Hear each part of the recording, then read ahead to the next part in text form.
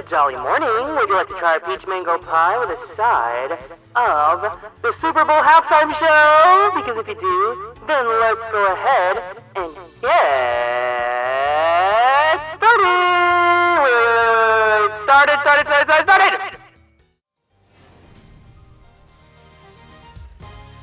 Hi! Hey everyone! Welcome in. Welcome in! Hope you guys are all doing good today. Are you guys ready for the Super Bowl halftime show? That's it. That's the show. Happy show.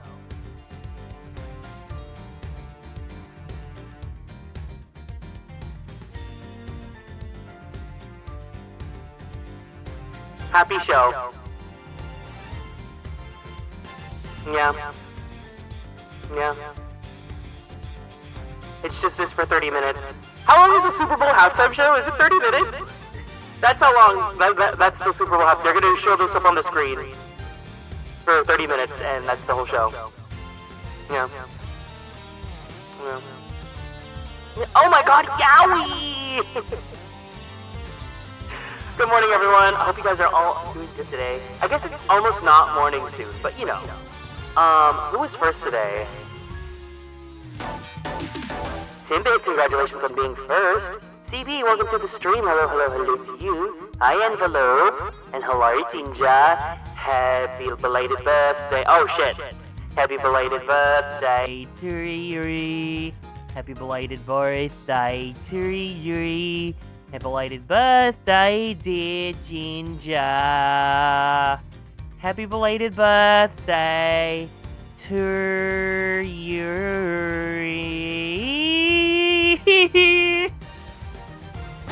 This is what a superstar looks like. Everyone, can we get some light sticks and some shopping for Ginger, who celebrated her birthday yesterday? We all say happy birthday to Ginger, please, my wonderful manager-san. Water Penguin, thank you so much for stopping by today. Good morning, Lyra. Hello. NJD fan, hi to you too. Did I miss anyone else? Good morning, everyone. Thank you guys for the anniversary wishes. Yes. This weekend was a crazy weekend. It is, in fact, my affiliate anniversary. I think it's either today or tomorrow, but Twitch likes to celebrate early, so let's celebrate early together, right, guys? I love that I have my own channel pulled up, and it also told me to send the message to myself. Happy affiliate anniversary, Kieran. Thank you, Kieran. Wow, I can't believe how many years have we been doing this now. Hold on, I can see. Because I can look at my subscriptions to myself and see how long it's been going for. 60 months. Is that 5 years? I've been streaming for 5 years. Holy crap, that's actually kind of really crazy. Actually, no, that's a little bit kooky. Self-love is, you're so right, you're right. That's crazy, wow. I can't believe that. So much time flies. Things change. It's crazy. I love that a lot. Well, yeah, here we are with some Ace Attorney on Sunday. So if you guys want to sit back, let's go ahead and do this. Actually, my clothes are going to be finished drying in like... Oh, wait, hold on. I got to get rid of the alley.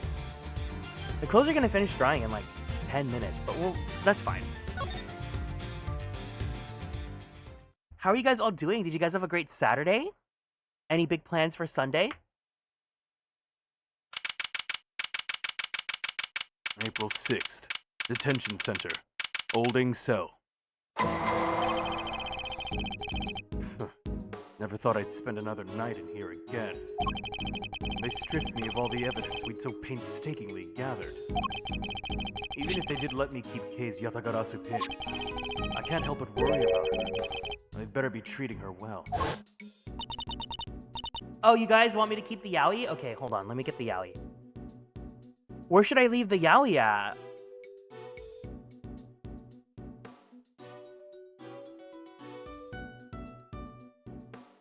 Where does this go? Like here? But then you're gonna miss some of the text. Is that okay? Cover the whole game? I can't do that. I can leave it like here. Is this fine?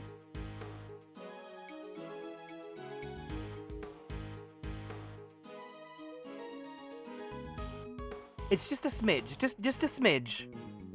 This good? Oh my god, why did I have a tab called PowerPoint? Oh, for the Japan trip, I see. Just a smidge of a smooch. Yes, exactly.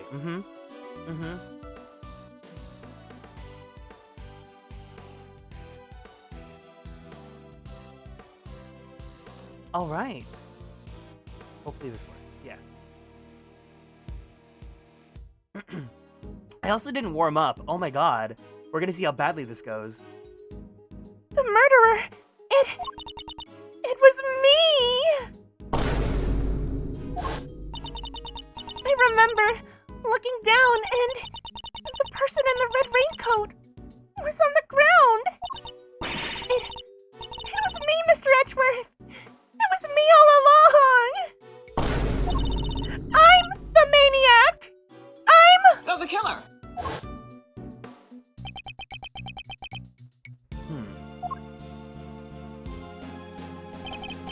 Come on, let's go. You've got a visitor. Visitor? Who?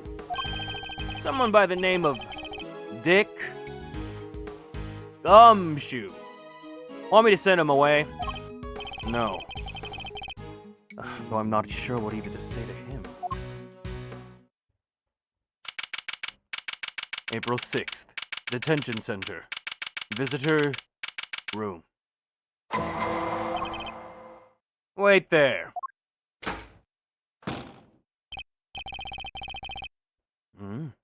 They're leaving me unsupervised. Forgive the intrusion.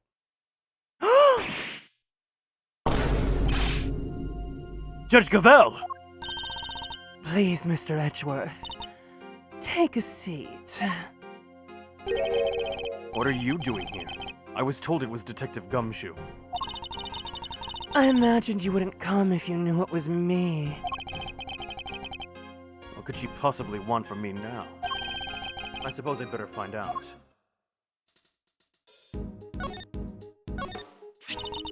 Miss Faraday is currently being interrogated about her involvement in the murder. You and the committee, you know what you're doing, don't you?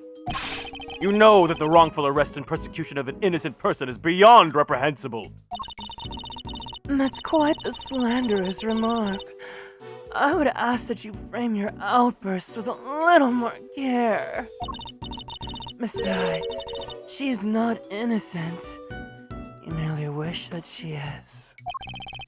You cannot say that. You don't have conclusive proof. Nor do you have conclusive proof of the contrary. So let's not retread this tired old topic again.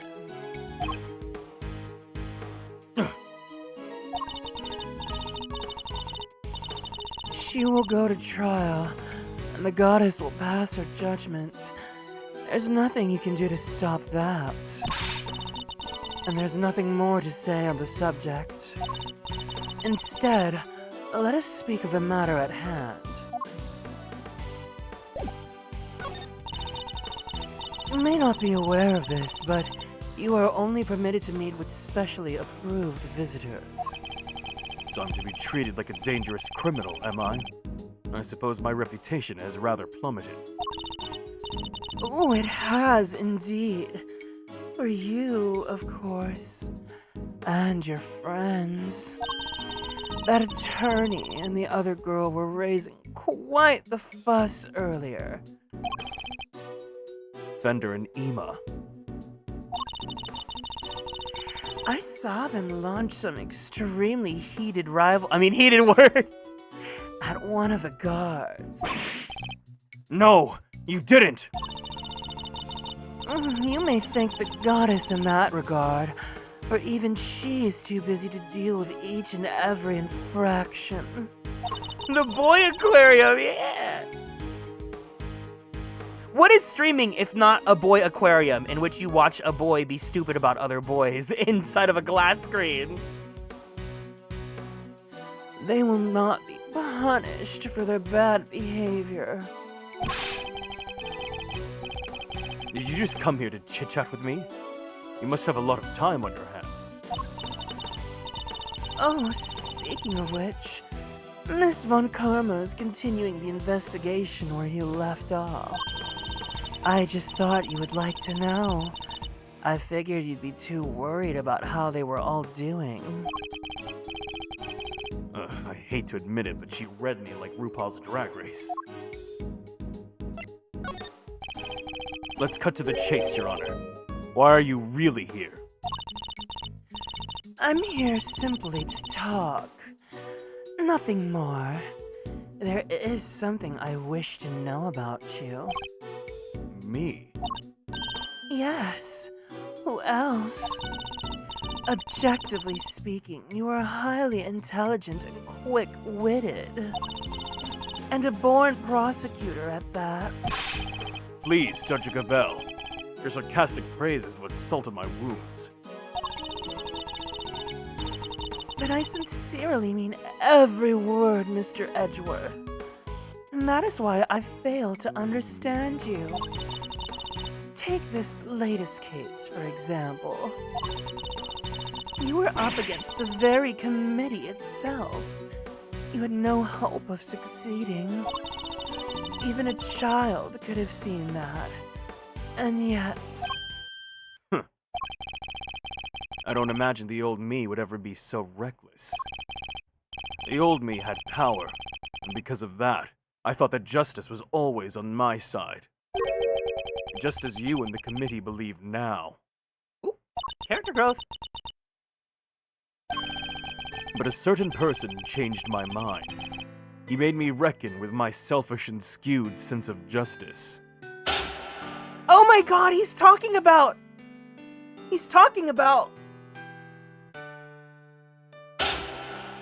my Super Bowl halftime show!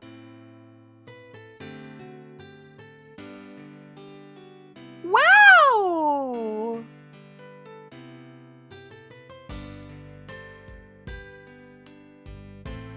That's so lovely.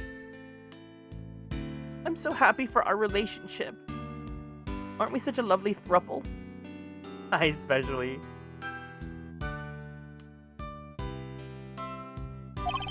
And once the scales had fallen from my eyes, I began to look at people differently. I stay my day. Thank you for the well wishes of the happy anniversary. I saw that I was only able to be an effective prosecutor thanks to the efforts of those around me. Detective Gumshoe, the many investigative officers of the force, and even Kay. It changed me. The degree to which it changed me still surprises me to this day. I see. Thank you. I feel that perhaps I understand you a little better now. You understand me? I highly doubt it. Someone who is so focused on forcing their idea of justice onto others can't possibly see what I see. Is that so? Is that what you truly believe? I will say one thing. This has been a very interesting conversation. That is all. I also just realized she has not fully applied her lipstick. Look at the bottom right corner of her lip. It's like pink. Like her natural pink color while the rest is in red. Is she like going for a look here? What's the tea here?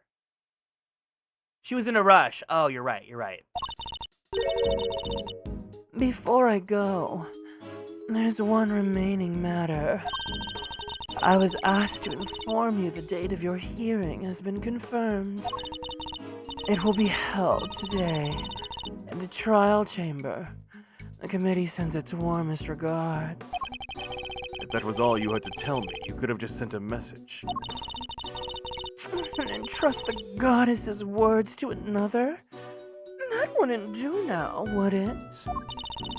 Until then, Mr. Edgeworth, I'll see you again very shortly.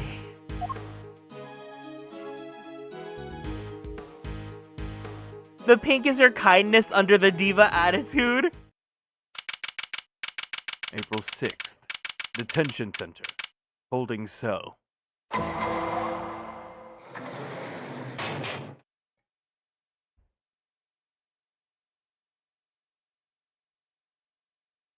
Oh, I can move.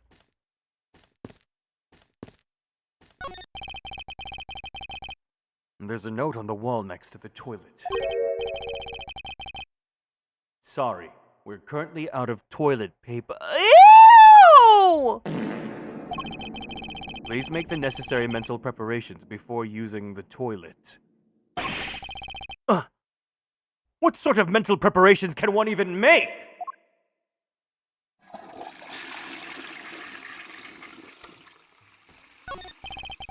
The window is barred with heavy steel.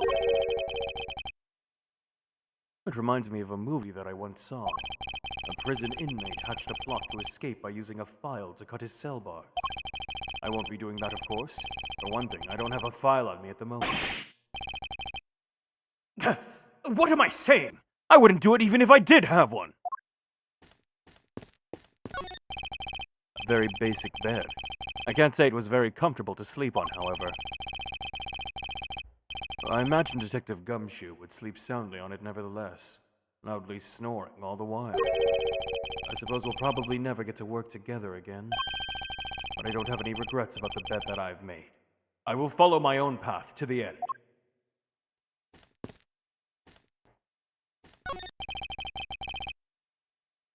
There's a menu here on the table. It seems that the detainees are able to pay to have their meals brought to their cells. What looks good? Spaghetti and mac and cheese lunch. And linguine, add linguine for only $1 hair. Basmati and brown rice special. For a limited time only. Add regular white rice at no extra cost. It's probably for the best that I'm not very hungry. I've barely spent any time in here, and I can already feel my personal appearance slipping. I may have given up my badge, but I mustn't give up on myself. Oh, my collar! It's slightly creased. There. A tidy outside begets a tidy inside. Which is why it's more important now than ever to take care of myself. There's a poster on the corridor outside. We regret to announce that due to the warden's arrest, the Die of Destiny game will be discontinued. Inmates will no longer need to roll a die every morning to determine their meals for the day. We wholeheartedly apologize to those who were looking forward to their daily casting of the die. Did anyone really need an apology for the cessation of such a ridiculous idea in the first place? Do I have another visitor? Kay! Oh, thank goodness you seem all right. That's a load off my mind. Such a heartwarming scene. It's enough to make a grown man cry. But you're still not your usual cheery. I mean, you have to stay positive, Kay. You didn't do anything wrong. In fact, I guarantee that you didn't. No, you have to let it go. No, the killer! I know that now. But you're not! You can't be! Why don't you have any faith in yourself? How can I, Mr. Edgeworth? When there is no me left to believe in. None at all? I don't think that's true.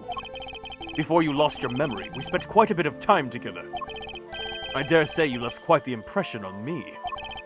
So you see, there's still plenty of you left. That's why I believe so much in your innocence, and why you should believe in yourself too.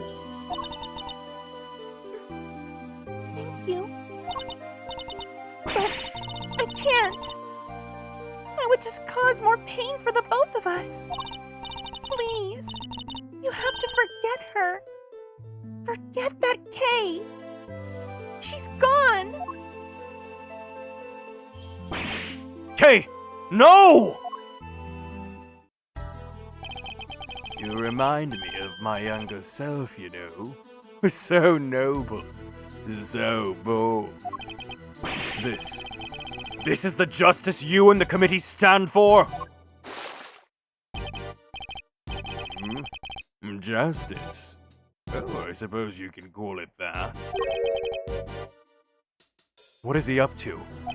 Why is he going to such lengths to control everything? I can't shake the feeling that something is very wrong here. Is there some hidden agenda at play? Ugh! This is no second time to guess myself. If I'm going to find out what it is, it's now or never. Hello, Moo. Good morning, or I guess good afternoon now. Well then, my boy. I suppose I should be. Wait! Why is the chairman so intent on seeing Kay charged with murder? It doesn't make any sense. Hi, Kite. Welcome in. Thank you everyone for the anniversary wishes. There must be some rhyme or reason to this madness. Oh my god, this is so random, but I also forgot to tell you guys. You guys want to see the breakfast that I cooked today? I saw another TikTok recipe, and it ended up being really easy to make. I was really happy with it.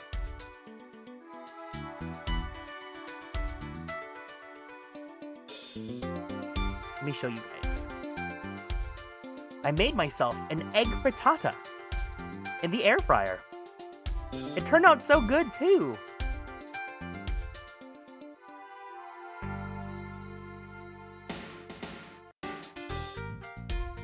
I still have some extras left, so I can have some for lunch, too.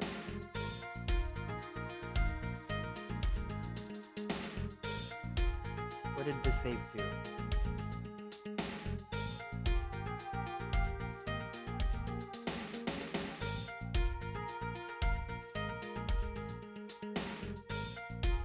Look! It's an egg frittata. I added some spinach and broccoli and ham. It almost looks like a pizza.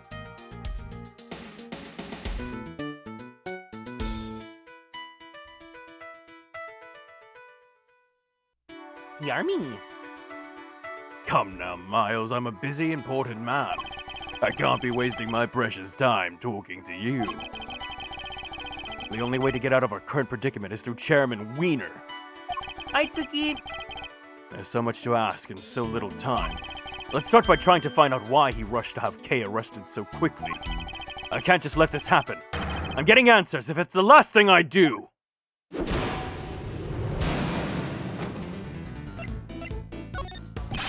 Why were you so keen to push through Kay's arrest? I've yet to hear a satisfactory explanation.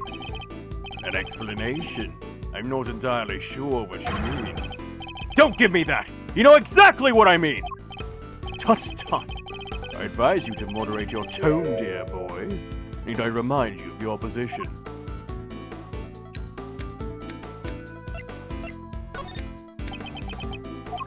And suppose we did let your friend go free.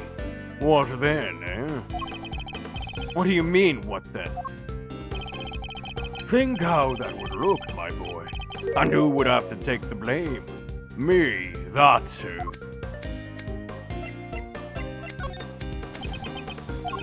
You're right to keep your mouth shut. That way you won't say anything foolish. Sorry, but I can't stay silent forever. Not while Kay's innocence is still in doubt. Oh, you're breaking my heart. Just look at this flood of tears. Spilling out. Please, just leave it alone, will you? Things were coming along nicely until you interfered. Coming along nicely? That's a pretty strange way of putting it. It's almost as if you wanted Kay's arrest to happen. It certainly doesn't sound like the statement of an impartial representative of the law.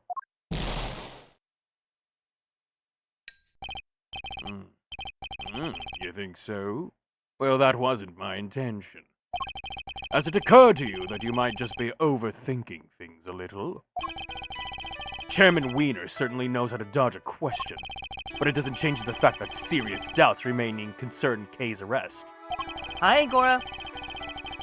Next, we will need to press him on whatever he really believes the investigation was sufficient. We can't allow any of his statements to go unexamined, no matter how trivial they may seem. One of them may just give us the breakthrough that we need. How much time was spent on your investigation altogether? Well now, let's see. You know what? I'm not sure I can remember. And I'm sure you can! You won't bluster your way out of this one! Oh, it's not bluster, my boy. I honestly don't recall. It's a problem when you get to my age, you see. Why, I even forget my own son's name sometimes. Never you mind your fool of a son! Answer me! How long did you spend on the investigation? Oh, you're right. The boy's a fool. I never meant for him to grow up like that, but... Ooh, woe is me. Ooh. He's only too happy to derail the conversation no matter where I take it. I have to force him to take this seriously. Let's try another tack for now. You can hardly say that your investigation was sufficient.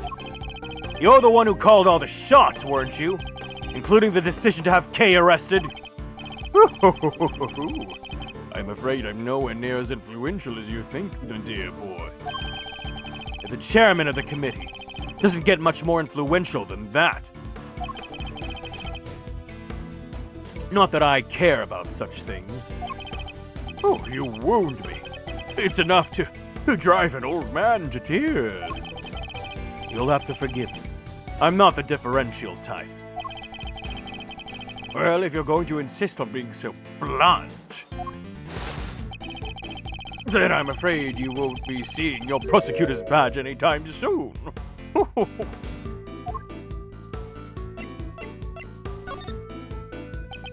Let me make something clear once and for all. That badge isn't the be-all end-all for me. Far from it. I'm not concerned with titles or roles. Even you must understand that much.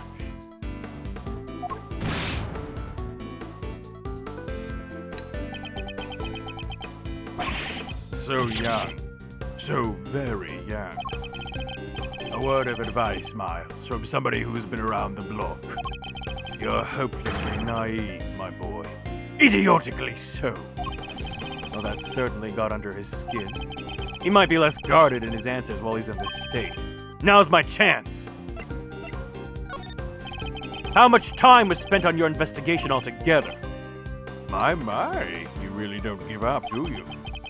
Hi, Belle. Welcome in. But even my patience has its limits, you know. What a coincidence. So does mine. Now answer the question. Do you believe that your investigation was sufficient or not? Ah, the youth these days are wont to be right. Makes me want to put you in your place. You're going to regret that, my boy.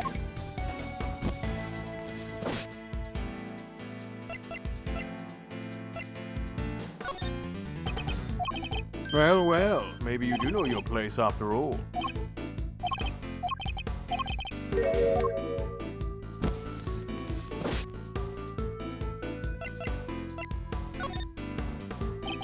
I've got you now. Oh.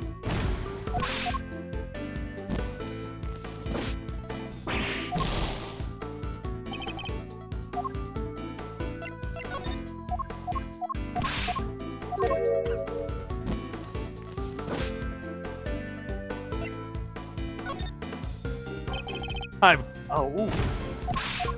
Chess gaming. I keep selecting the same answers.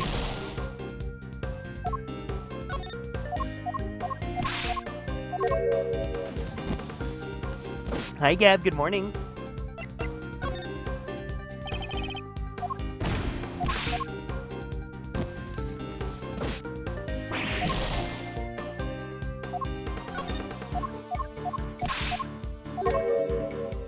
I really am Sisyphusing this.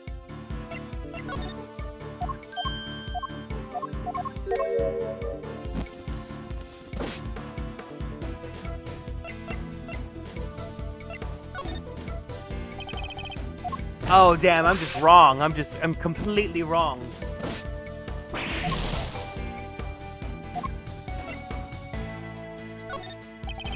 I've exhausted this avenue of inquiry. Kay is innocent! No, my boy, that's just clumsy. Anyone can blurt out a baseless assertion like that, even a disgraced superstar prosecutor. This is what a superstar looks like. Hi, Osaf.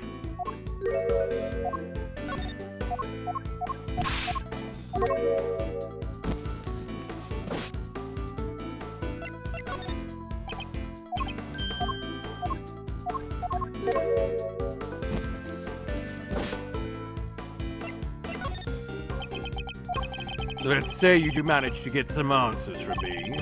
There's nothing you can do with them. So why not give it up, dear boy? No. And why not? It's simple. Because I'm not about to let the truth escape me! Interesting. I think I'm beginning to see what makes you tick. But what you're doing is pointless. Tragically and miserably pointless. Please, just give up. Oh, she's guilty.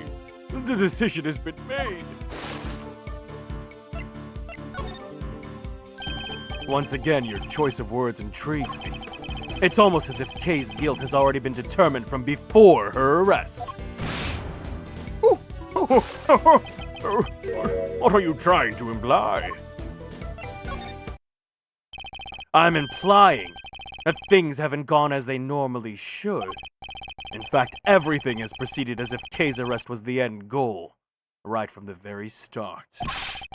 Well, Chairman Wiener, what is it? That's certainly an intriguing theory.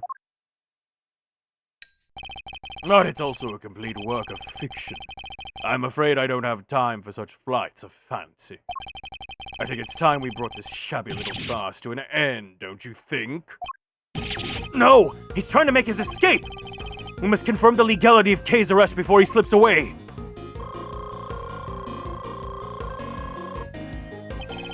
It's faint, but the truth is finally beginning to emerge.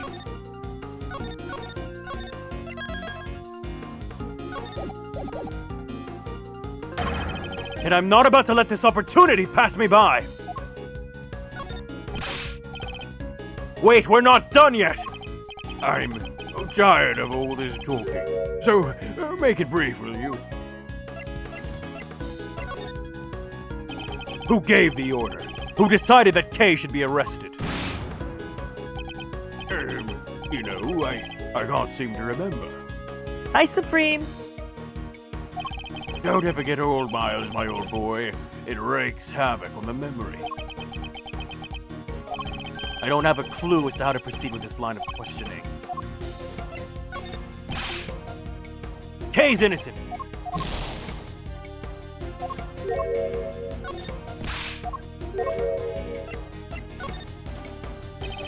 Based on everything I've heard from you so far, it's clear that Kay's arrest is entirely unfounded. Yes, I think we're all familiar with this particular refrain of yours by now. I'm afraid it doesn't matter either way. You don't have what it takes to secure her release anyhow. How dare you take this lightly as a man of the law? My, aren't you a rude little boy? But my fuse is only so long.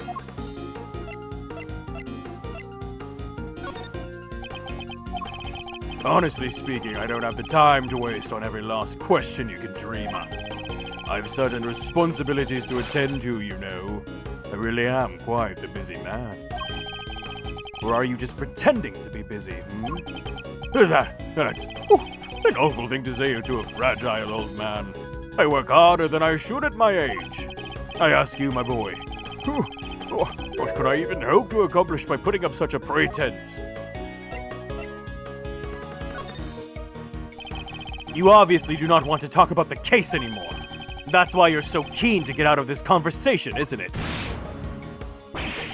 It's just so tragic, it really is. That you would suspect me of such things. It's not a suspicion, it's a certainty. There were no clear grounds on which to base Kay's arrest for a start. Oh, now, my boy, let's not get carried away. There's plenty of evidence to support our case. The mask, the letter, the corsage, these were all in her possession. Of course, her confession. More than enough to prove her guilt, I'd say. But those are... What's the matter? Struggling to come up with a way to explain everything away?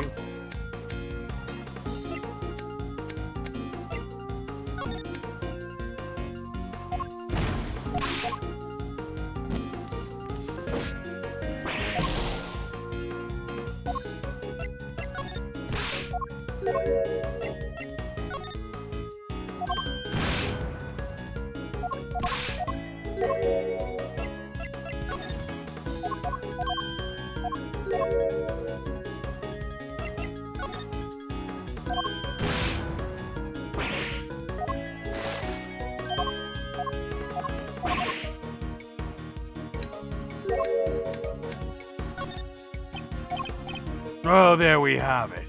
Your silence speaks volumes. It's true that I can't counter your argument right now, but you did let something valuable slip. A suspiciously detailed knowledge of the evidence against Kay. He rattled off that list like I knew it inside out. I think that might prove to be a valuable clue.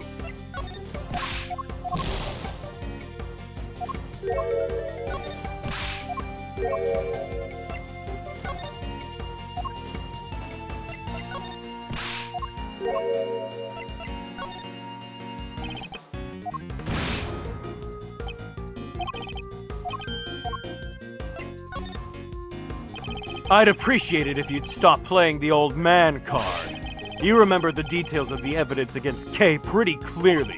Perhaps if your memory didn't fail you only when it was convenient, I'd be more inclined to believe you.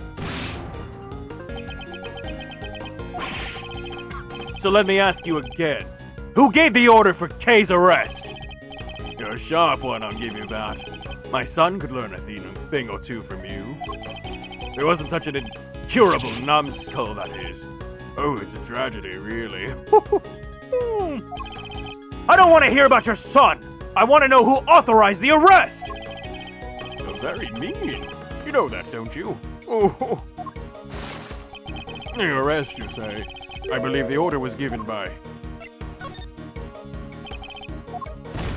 Oh no, it's him.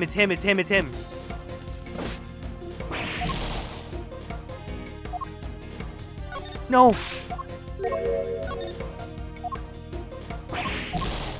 I fucked up.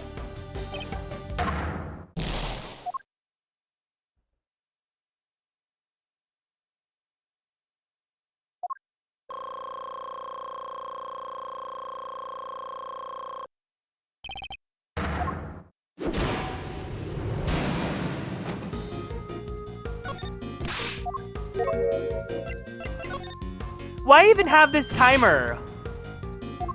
The consequence for it's like so minimal.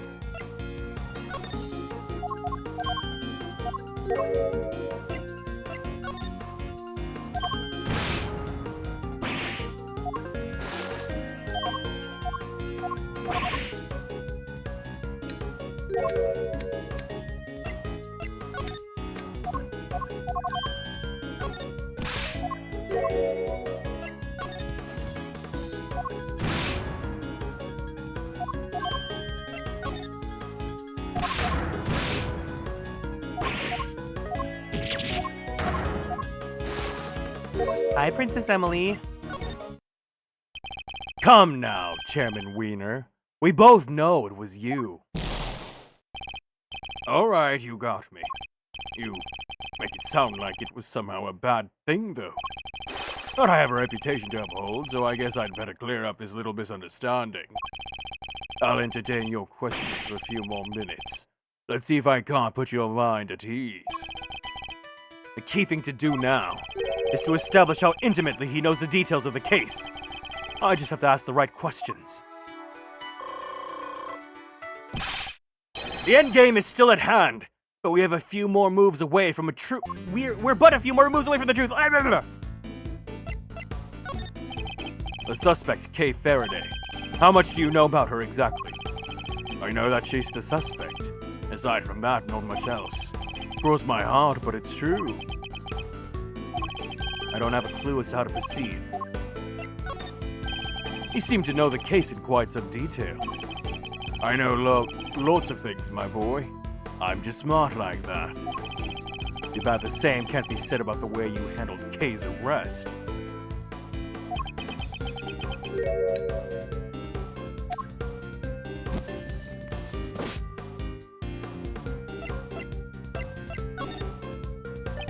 I've got... Oh, fuck.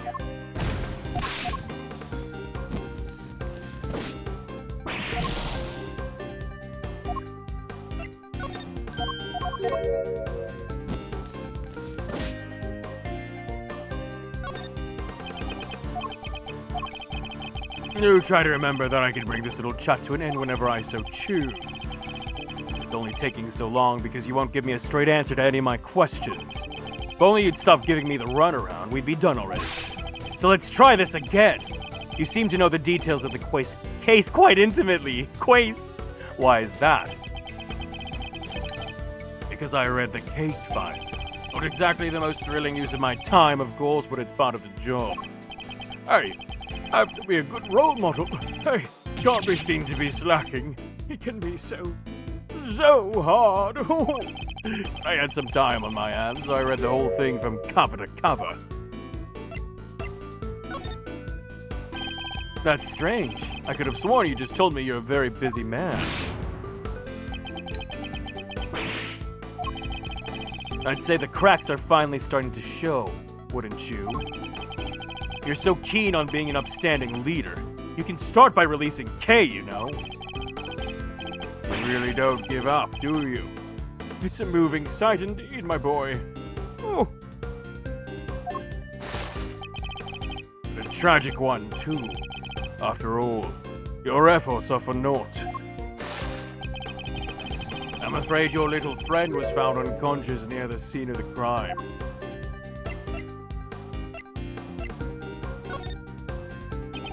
We have yet to hear much about the circumstances under which Kay was found.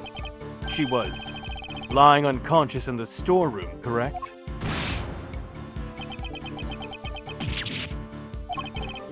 That's right. Although I'm not at liberty to tell you how I know that. He knows things even we didn't. In fact, he seems to be aware of every tiny detail about this case. This could be a valuable clue. The suspect, Kay Faraday. How much do you know about her exactly? I know that she's a suspect. Aside from that, not much else. Blows my heart, but it's true. Sorry, but the more you tell me, the less sense your story makes. For one thing, you know details that even those investigating the scene were not aware of. Why's that? Just how much do you really know, Chairman Wiener?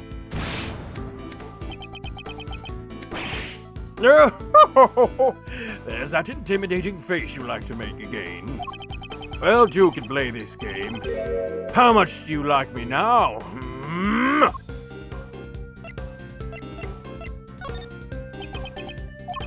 I do have to commend you on your doggedness. It really is something. I'll take that as a compliment. Take it however you like, but wrap this up, will you? I just don't have the stamina anymore. She's the culprit, the only possible suspect. Just accept that already. How much more evidence do you want us to load her down with, for goodness sake? Load her down with? Yet another interesting turn of phrase. One that makes it sound like a lot of the items Kay was carrying might have been foisted upon her. Impressive. You really do pay attention, don't you? It's no wonder they used to call you a prodigy, Mr. Ex-Prosecutor. I think you know the answer to your own question by now. Why don't you just go ahead and say it? I want to hear it from you. It's finally time to shed light on the truth! All that's left is to play one last move.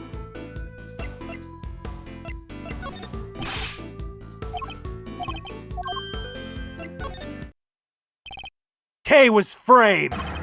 The true culprit set it all up so she would take the fall instead! That is my answer, and I won't let you deny it any longer!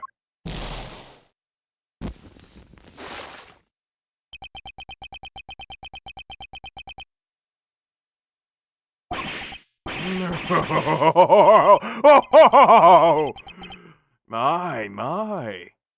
You really are a sharp one.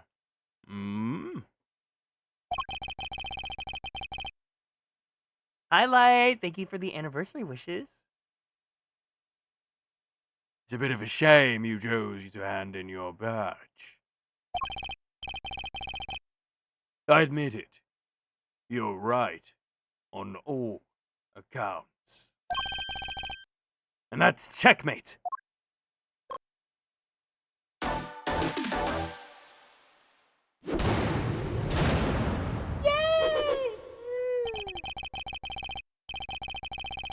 You knew Kay wasn't the real murderer, and yet you still had her arrested! What's worse, You thought you could get away with it? Well, you won't. Not if I can help it. Oh, there you go with that naivete again, my boy. I guess that was always your problem.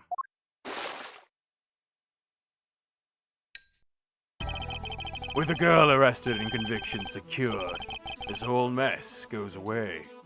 And that's what will happen. But whose interest does a conclusion like that serve? Oh, the committee's, I suppose. And mine? Oh! You know, listening to you just now, well, it got the tears flowing, I have to say. It was poignant and heartfelt and sincere, and utterly infuriating. Look, I'm not perfect, I know that. But your lack of sophistication in these matters is beyond the pale. You insist that the truth is more important than anything else. But would you say the same if you knew what the real value of that truth is? What are you trying to say? When you get to my level, you don't uncover the truth. You make it, little by little. Kay Faraday, murderer, that's the truth. The truth that I created. Ugh! Yes, my boy, that's what I like to see. You're so sincere at times, it's painful. Just makes me want to put you in your place. Knowing the real truth will get you nowhere. Because that's how much it's worth. Nothing. Shocking, I know. But why not go after the real? Oh, the killer! How much do you even know about what's really happened? You're still not getting it. That's your truth. And it's worthless. Mine is all that matters. You understand what I'm saying, don't you, Mr. X, prosecutor? I have all the power here. Curse you! Well, aren't you menacing?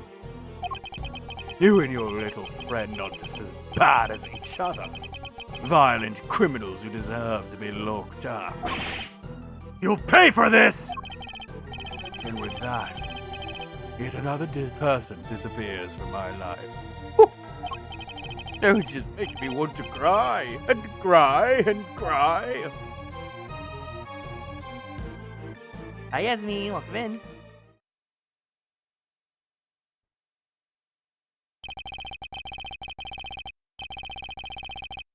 I'm not planning on disappearing just yet, Chairman Wiener. There's still the hearing later today. Just you wait. One way or another, I will prove Kay's innocence to the world then. Hi, Haru. Welcome in. April 6th, 8:30 a.m. Committee for Prosecutorial Excellence. Chamber. Bisu Puss Puss. Miss, you weren't here yesterday? Highlight. Oh my god, look at how cheap everyone else's sprites look. That's so funny. Like all the NPCs.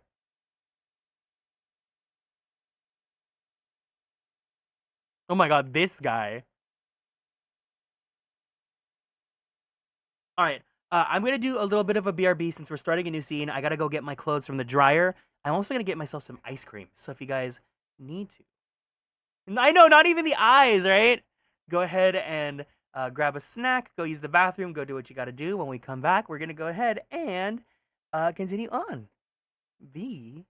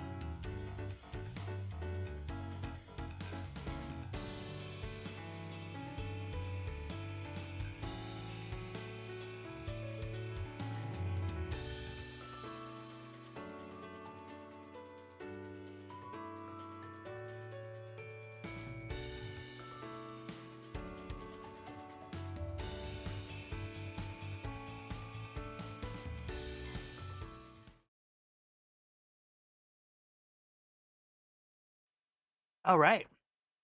Oh my god. Today is a good Sunday. I put my clothes. I added a like lavender scented dryer sheet, and now my clothes smell so good. I'm so happy to be just doing laundry. Sunday just feels like a really good like get everything ready for the next week day. Have some ice cream here. Yummy. Oh my god, Kieran's there. Hi. You're my best friend. And Osaf, thank you for the anniversary wishes. April 6th, 8:30 a.m. Committee for Prosecutorial Excellence, Chamber.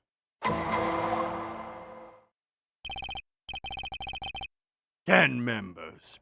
Over a majority are present. I hereby call this hearing to order. How's stream been? It's been good.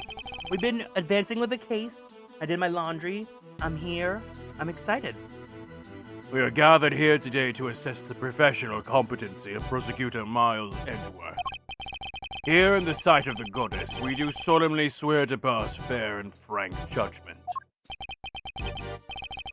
Fair and frank? Don't make me laugh. Verity, if you would be so kind as to summarize the case against Mr. Edgeworth.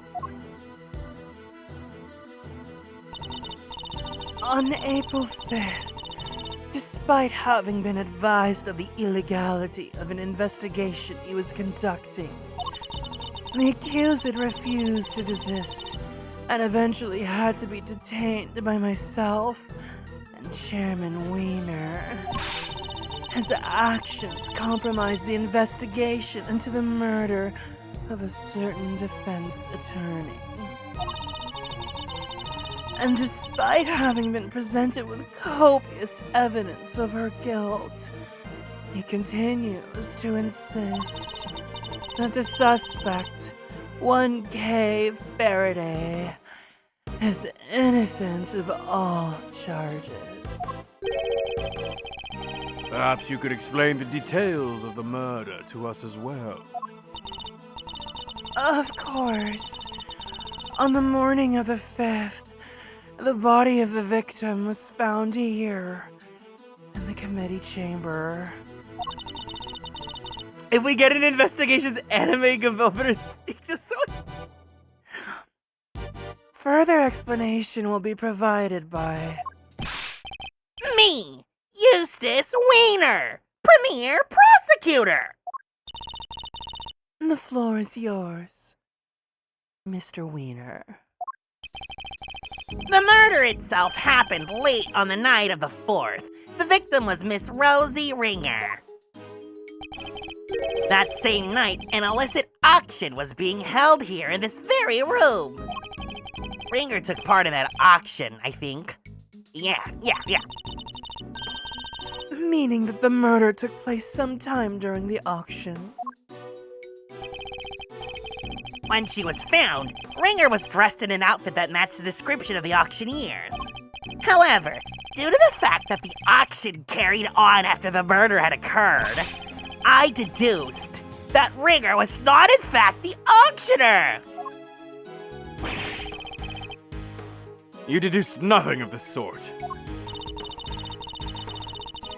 And what about the basis on which the suspect was detained, Mr. Wiener? Yeah, I got this. So Faraday was overcome by... Crushing remorse, Eustace. Yeah. Tons of crushing remorse. So she confessed.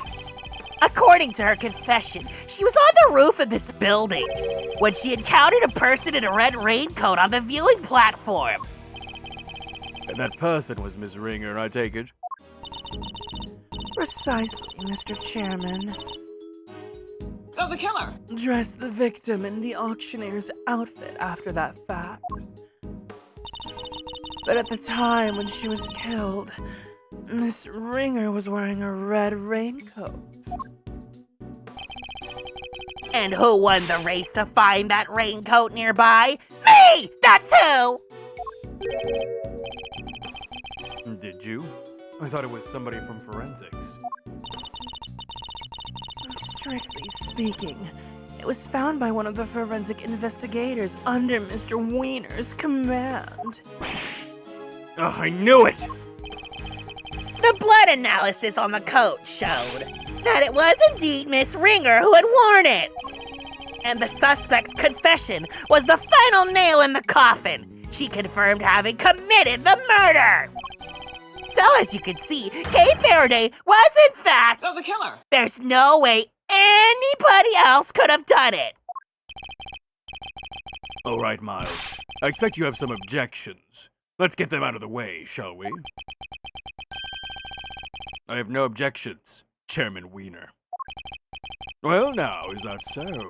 I thought it would have taken more than a single. No objections in the matter of my unauthorized investigation, that is! But in the matter of Miss Faraday's supposed guilt, I have plenty!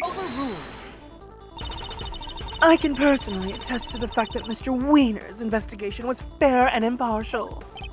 Of course it was. When it comes to carefully conducted ops, I'm the wiener every time. You know, Miles, it's within my power to offer you a plea deal of sorts. If, and this is purely hypothetical, of course, you were to withdraw your objections, you might wake up tomorrow to find yourself the proud owner of a seat on this committee. So I ask you again, do you have any objections, Mr. Edgeworth?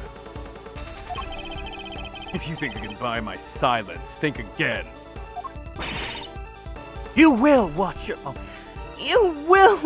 mouth. Only if the chairman watches his. I didn't come here to talk about committee seats. I came here to talk about the murder case. I demand a statement under oath, and I won't rest until I have one.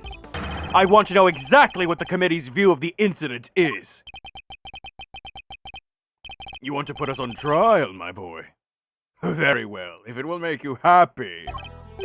Verity, please provide Mr. Edgeworth with the materials pertaining to the case. Really? But sir... This will be his last hurrah, so let's humor him with the send-off he desires. If you say so, Mr. Chairman.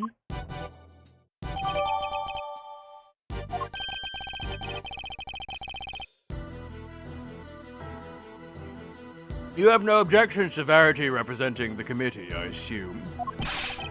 None whatsoever. Mr. Edgeworth? You don't worry, Kay. Everything will be fine. You'll see. The committee's view of the case.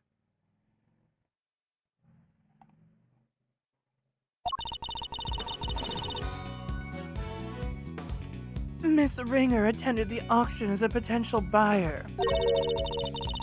The red raincoat was one of the items up for sale.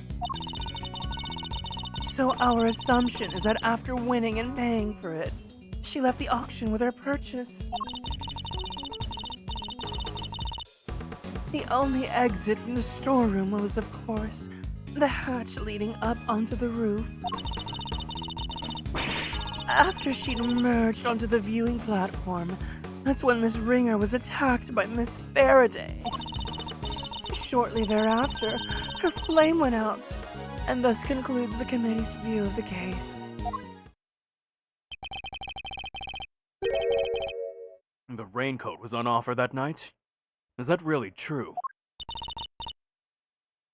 We believe so, yes. You remember the failed assassination attempt on the president of Jungfa, I assume? Hi, Seraph. The raincoat was a piece of evidence from the case. It should, of course, have remained safely under lock and key in the appropriate facility. Yeah, it's Camila. Oh my god. And wound up in the auction along with everything else. That makes sense, I suppose. Wonderful work, Verity. Just wonderful. Crystal clear as ever.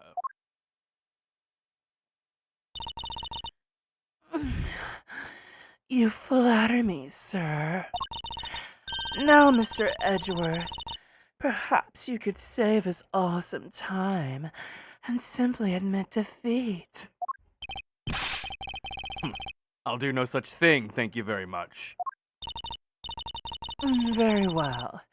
It's good to know you still have some fight in you. It is. Why? Come to think of it, she said some strange things when she visited me this morning, too. What exactly is she up to?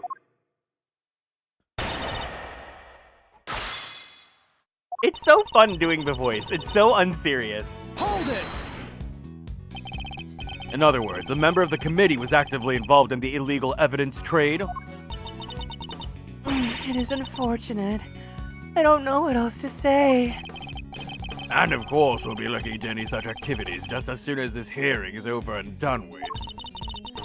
I commend your decision to pursue the matter further, Mr. Chairman.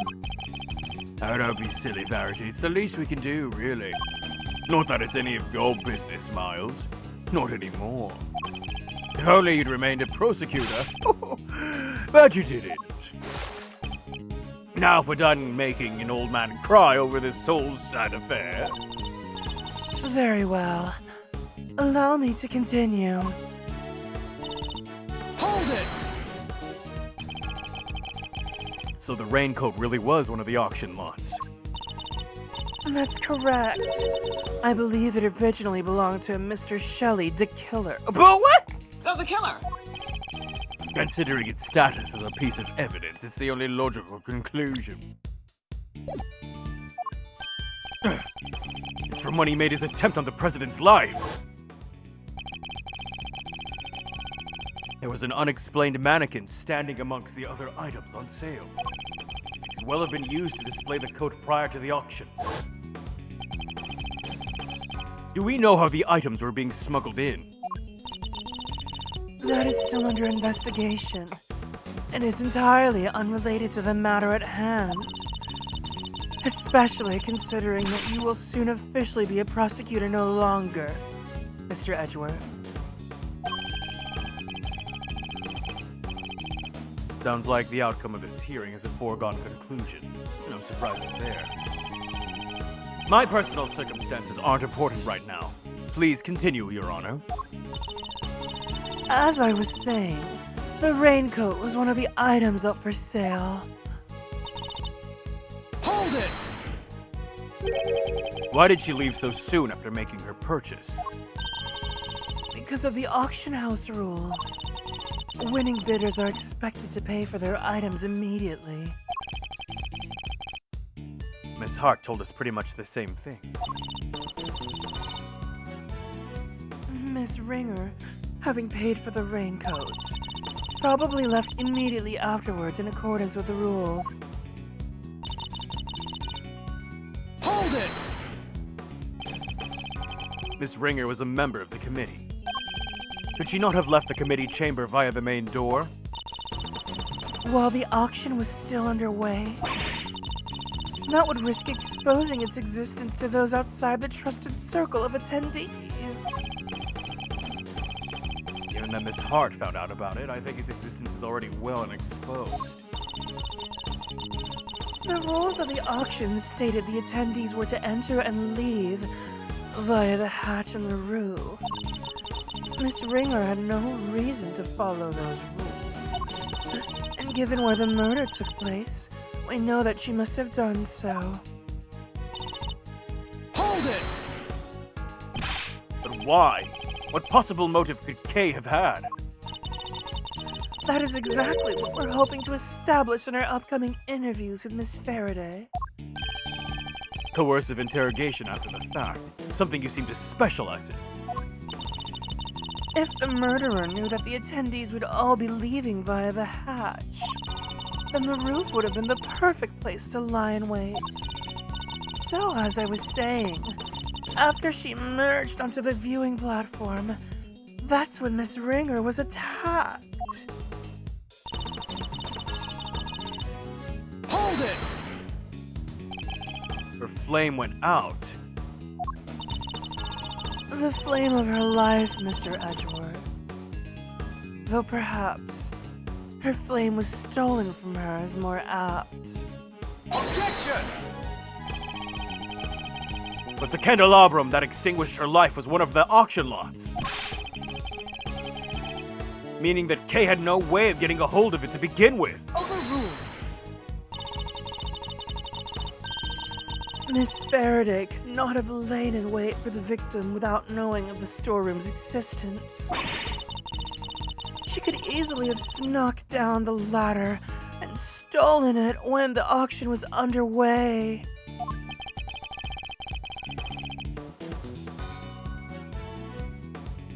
If only we knew when the candle holder was during the auction.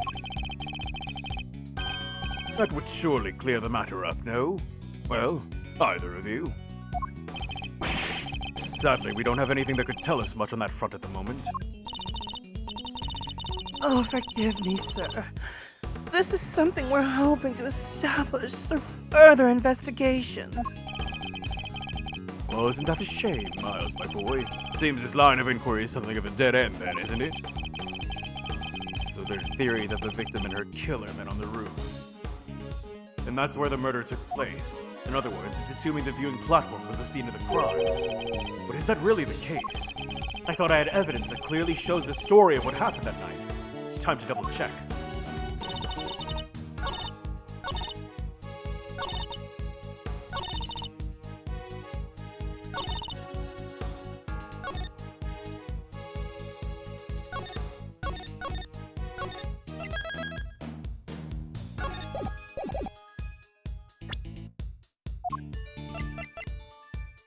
Objection! What?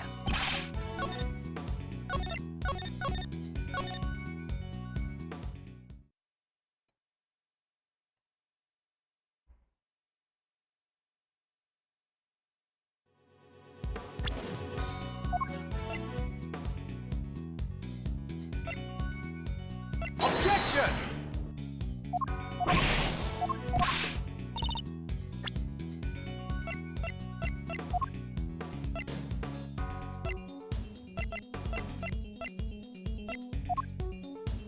Objection! There we go. Maybe you can clear something up for me, Judge Cavell. But what is Miss Hart doing here at this hearing? She is an eyewitness. I thought it would be obvious. Well, now, I ain't really an eyewitness, more of an air witness, I guess. She's not exactly the most confidence-inspiring choice to help you make your case, is she? I like to think I choose my allies a little more carefully than you, Miles Edgeworth, or Mr. Edgeworth. And you should question them more thoroughly, because there's something she hasn't told you. Take a look at this! It's a photo taken by Miss Hart. Yes, in the storeroom, correct? What of it?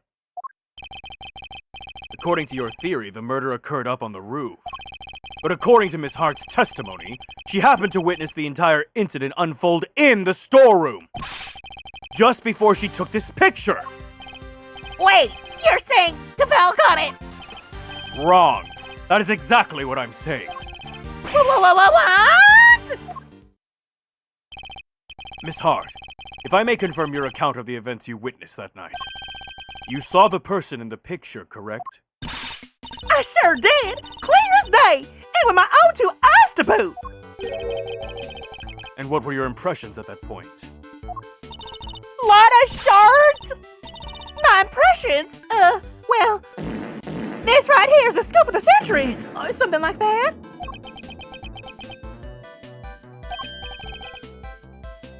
Yeah, that makes sense. Ahem. I was hoping more for your impressions of the person in question.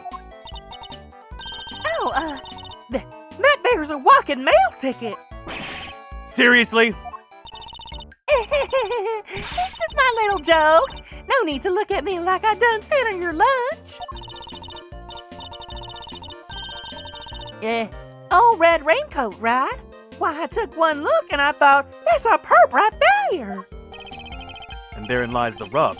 For Miss Hart to have thought such a thing means that the Oh, Mr. Edgeworth, when will you learn to use your words? If it's an explanation of the facts that you require, you need only ask, you know. What do you mean? I assume you're about to raise the issue of the voices Miss Hart heard. Voices that may be unrelated. Objection! Unrelated? You can do better than that!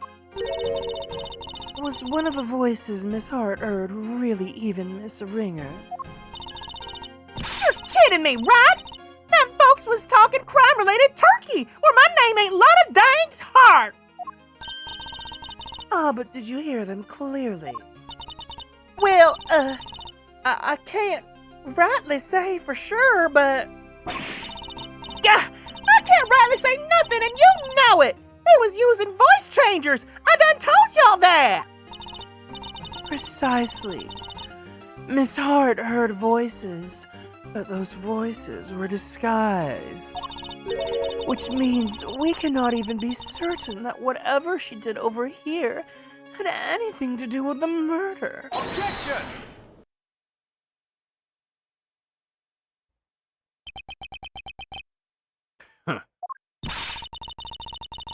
You don't need to yell objection in order to sigh at me, Mr. Edgeworth.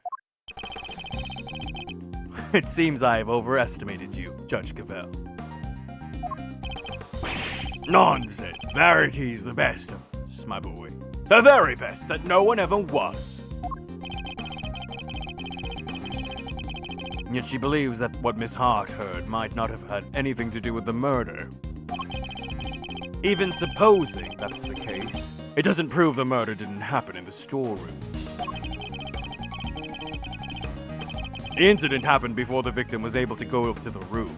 That much we can say for certain. Verity Cavell. It's kind of cunty, yeah. The incident happened before the victim was able to go up to the roof. That much we can say for certain. And I can tell you why. This proves that the incident happened before the victim went up to the roof. Take that! Take a closer look at this part here. Oh,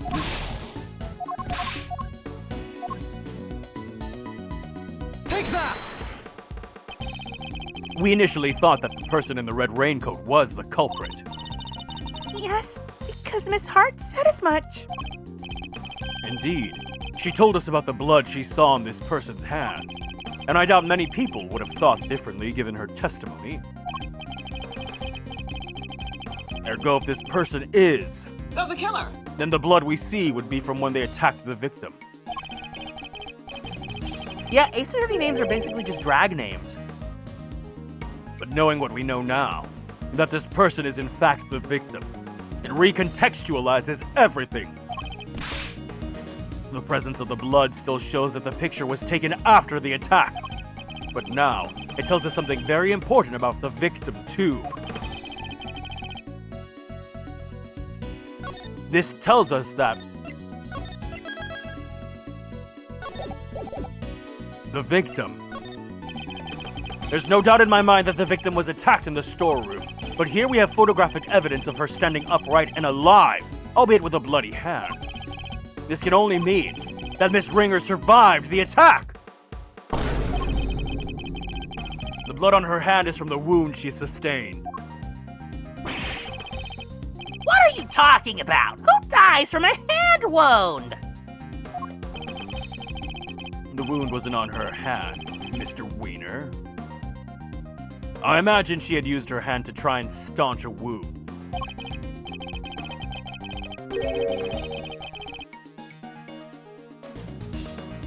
That's right.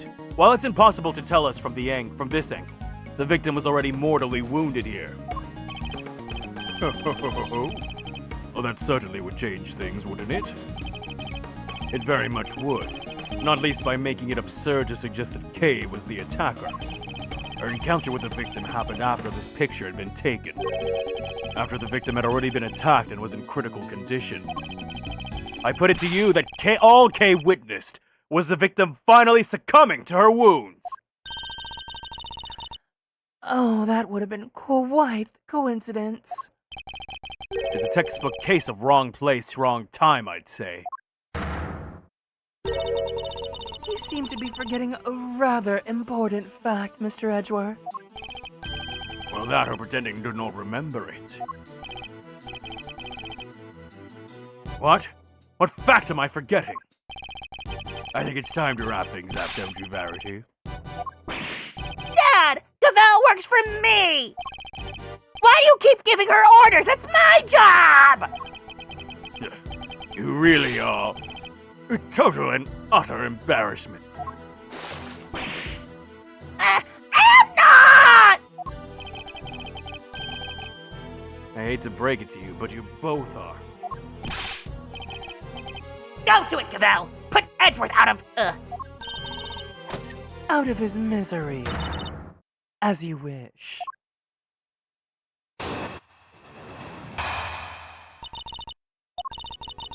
Miss Ringer's body T was founded with 3 wounds in her chest. And we all know what those wounds are from, don't we? That's right. They're from when she was stabbed in the chest by a 3-armed candelabrum. I doubt anybody could survive such grave wounds. If you care to read the coroner's report, I'm sure you would change your tune. Nicely done, Gavel! Now, Edgeworth! Make several objections? Yes, I'm afraid I will. What? Why? Weren't you listening? Oh, I was listening, of course. Very carefully, in fact. Hence my objections. Come on! Why do you always have to undermine me? That's never my intention, I assure you. It isn't? Because you do it so well to yourself every single time already. Of course it isn't. Yeah, I knew that, because I'm... Oh, please, Eustace, just stop for God's sake. You've already embarrassed me enough. Huh? What do you mean, Dad?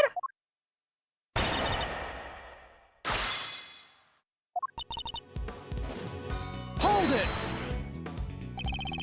3 wounds. That can't have been pleasant. Yes. Which is why we must say that the perpetrator of these cruel acts pays for their sins. Don't listen to her, Kay. She's trying to scare you. If we could please continue on, Judge Cavell. Very well. As I was saying, there were 3 wounds. Hold it! I do. But perhaps we should ask Mr. Wiener. He does, I'm sure. Don't you, Eustace? Not croquet. Who, me? Oh, you bet I do. I know this case inside out. Who does he think he's fooling? Eustace, my boy, make an old man happy and at least glance at the coroner's report, would you? Sure, let's see. Yada yada, 3 puncture wounds, blah blah, candle holder. Oh, no way! That's what they used? Oh, crazy. And precisely. 3 wounds were inflicted just as Eustace says.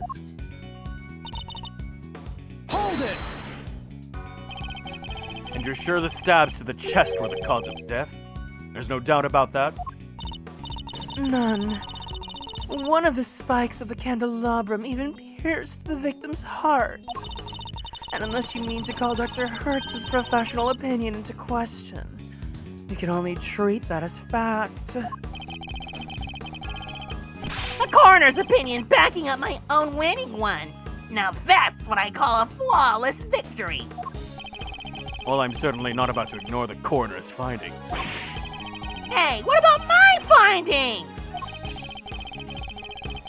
But if the cause of death really was the puncture wounds to the chest from the candelabrum, that would seem to contradict one of the pieces of evidence we've gathered. He's not just ignoring my findings, he's ignoring me! Do something about! As you wish. At the very least, I will ensure that he cannot ignore my own conclusions.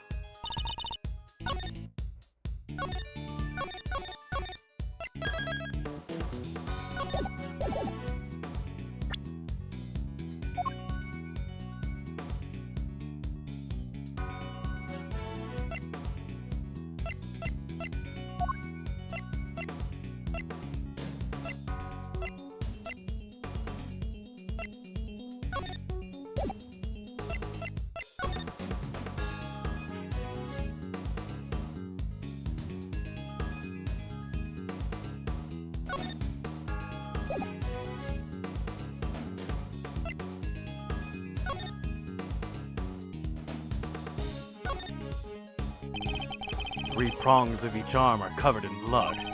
The spacing matches that of the wounds in the victim's chest. But is this really the murder weapon? The base is a very unique shape. If it were removed from a dusty shelf or something, it would immediately be obvious that it was standing there.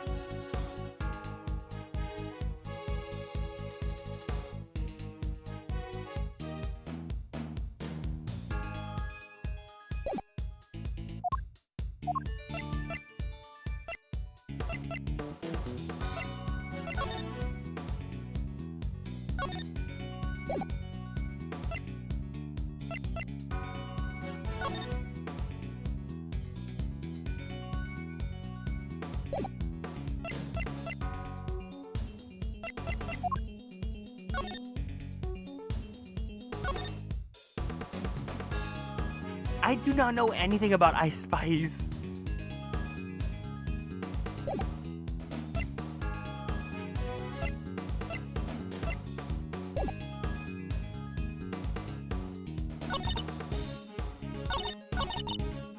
Hold it! But the victim may not necessarily died instantly. I think we can say that much at least. Perhaps. But she would surely not have lived for longer than a few moments either. So, there are people who could survive even if you stab them in the chest? Sure. There might be. There might not be, too.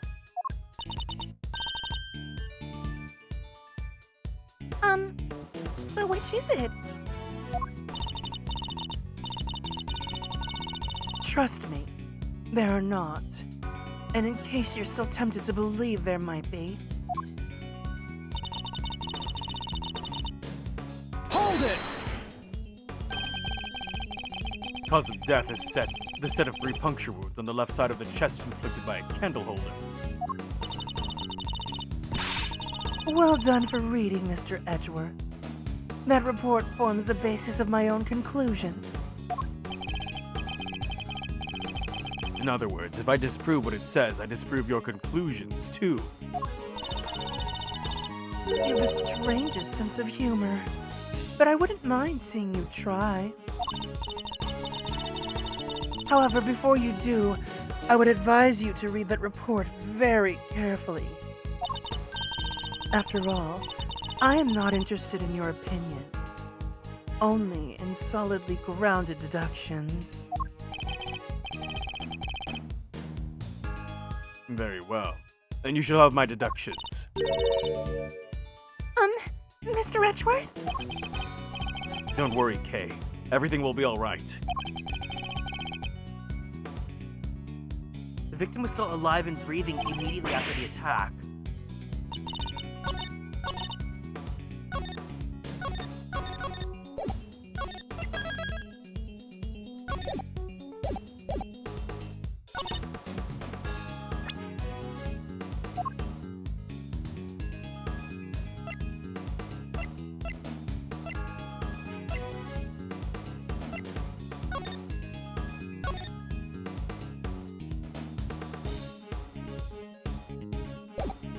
Objection! No.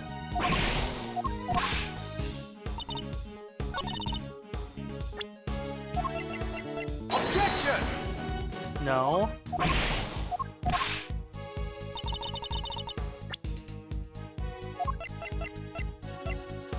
Objection!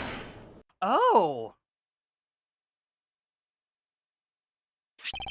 Chairman Wiener. You know what this is, of course. The red raincoat. That's right, isn't it, Verity? Yes, sir. The one Miss Ringer was wearing. I warn you, Mr. Edgeworth, you will not be thanked for retreading old ground here. Well, I'm afraid I might have to regardless. Now then, if you'll answer me this, Judge Gavel. You told us that the victim's blood stains were found on the coat.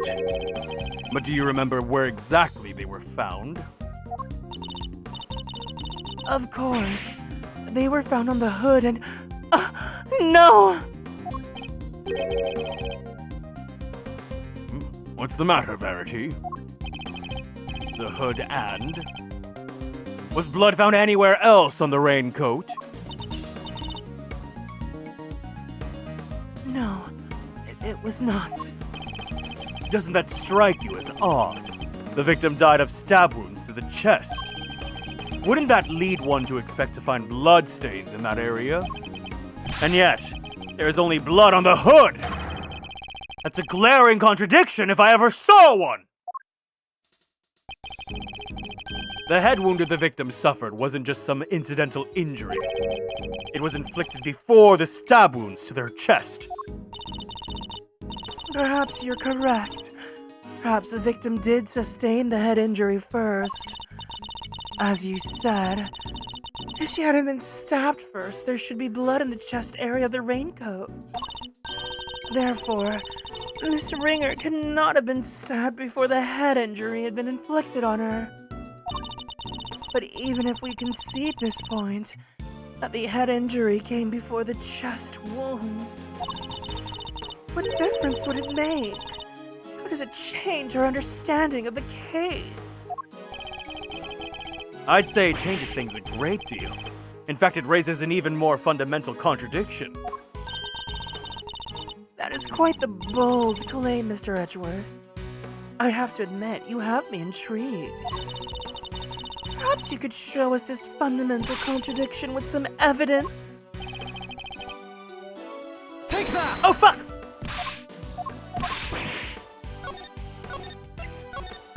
I wasn't ready.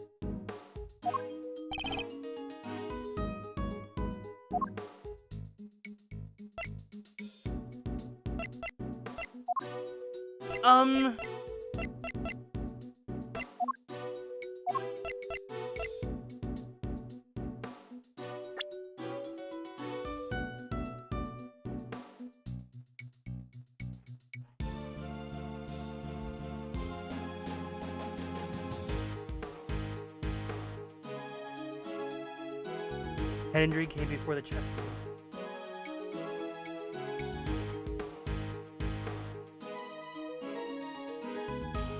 Wouldn't the evidence be Take this? that!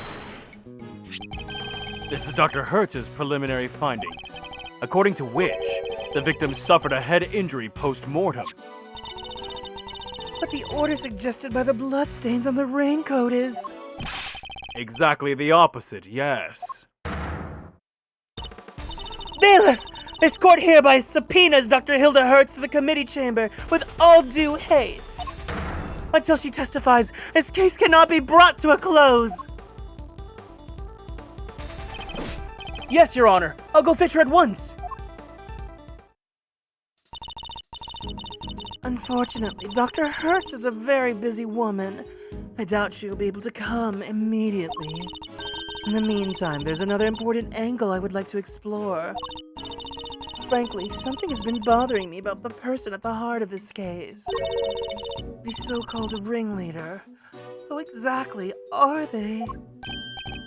Yeah, good point. We never looked into that, huh? Despite having been mentioned repeatedly in this hearing, we still don't even know the most basic facts that might help us uncover their identity. Well, Mr. Edgeworth, you have any thoughts on this matter? We've seen nothing that might serve as clear evidence of the auctioneer's identity of yet. But there is someone involved with the case that I can name. I suspect that at the very least, they might be able to point us in the right direction. And that is? Chairman Wiener, I demand that you testify as to what you know. What?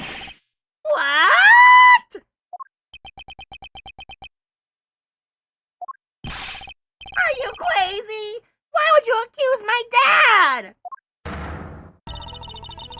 You would cast doubt on the integrity of the chairman of the committee. Do you understand the implications of such an act. I don't care who or what he is. We're talking about the truth here. The mask, corsage, ticket stub, and everything else. The items Kay was carrying when she was found. They were deliberately placed in her possession somehow. By Chairman Wiener himself. A shocking accusation, and one I find hard to believe. But for the sake of completeness, I must ask, why would he do such a thing? To cast suspicion on Kay, of course. Why else? I even managed to get him to say something to that effect. Chairman Wiener, your rebuttal, please. I think the good chairman might be in shock. No, so what if I did? Did you hear me, dear boy? I said, so what if I did? You say you got me to admit as much, but where's your proof? With no witnesses to speak of, your word alone is hardly enough to make an accusation like that stick. Shouldn't prisons have, like, cameras? Would there not be a prison camera that recorded that conversation? Or do you mean to tell us that you have something more to base your outburst on?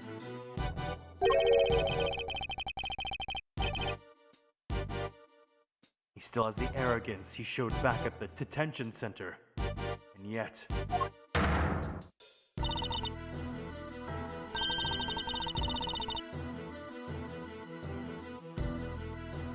Mr. Edgeworth, I'm going to have to ask you to explain yourself.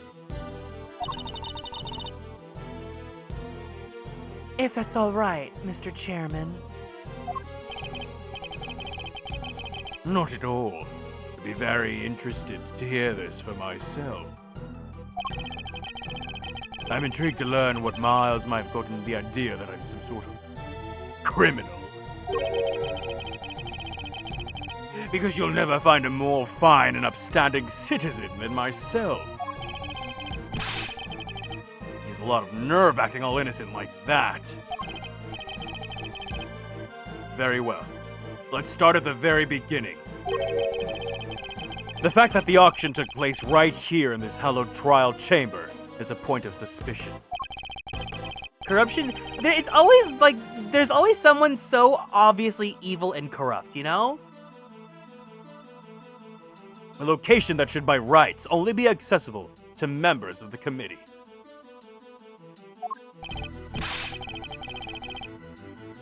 Yeah, they all have key cards to the room after all.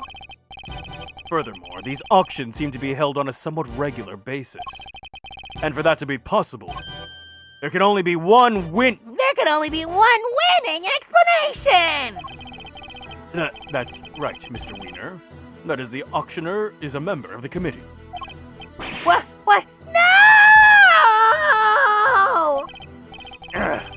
What on earth is wrong now? What do I do, Dad? I played right into his hands! You did indeed, you utter nitwit. But Miles, my boy, you do realize that you've cast quite the wide net with your explanation. That's true. There are 11 members of the committee altogether. 10 given Miss Ringer's unfortunate passing. 10 potential suspects in total. Well, it certainly isn't me. And it can't be the chairman, can it? Whoever it is, speak up, right now! Calm down, all of you, please. Well, Miles, is that all the proof you've got against me? Ah, you're very quiet all of a sudden. But it's too late to back out now. You accused the former chief prosecutor and current committee chairman of a crime. Ugh! I tell you to prepare for the worst. But there's no preparing for what you're about to face. Know your place. You've been forcing us to argue over every little detail for a while now. Where the murder happened, the order of the victim's injuries, and some other things I hardly even remember. But you needn't have bothered, my boy, because it's all irrelevant in the end. Think about it. The suspect herself has already said she did it. That's all that matters at the end of the day, and her sentence will be lighter for it. So rejoice. This guy is so nasty. Like, he probably smells like he has not showered in like 2 months.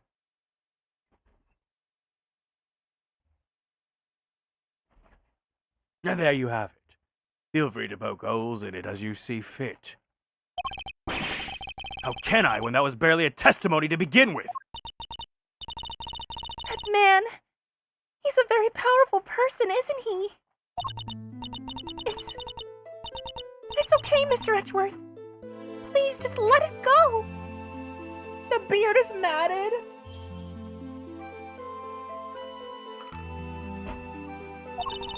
I did it. I'm the maniac. I even remember doing it.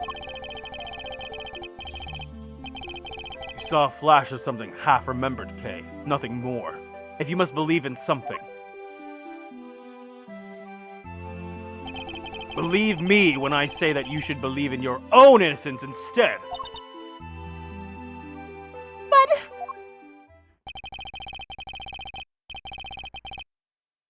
I'm up against the head of the committee here. This isn't going to be easy. But he seems to think he's already won. Perhaps I can use that against him.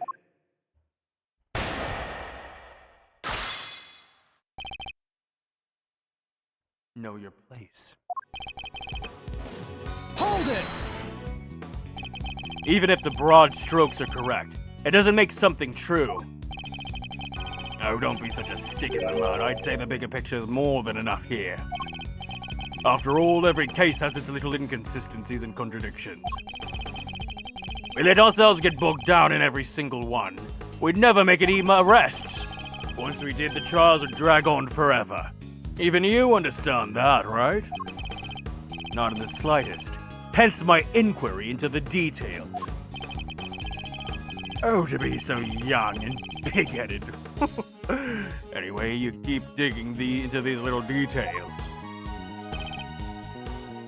Hold it! I seem to recall the ringleader's identity and the faulty coroner's report being critical points of contention. Yes, I was listening, my boy. But critical's a matter of opinion. How could you possibly suggest that such a fundamental issue are not important? Perhaps it is your ability to make sound judgments that should be on trial here today.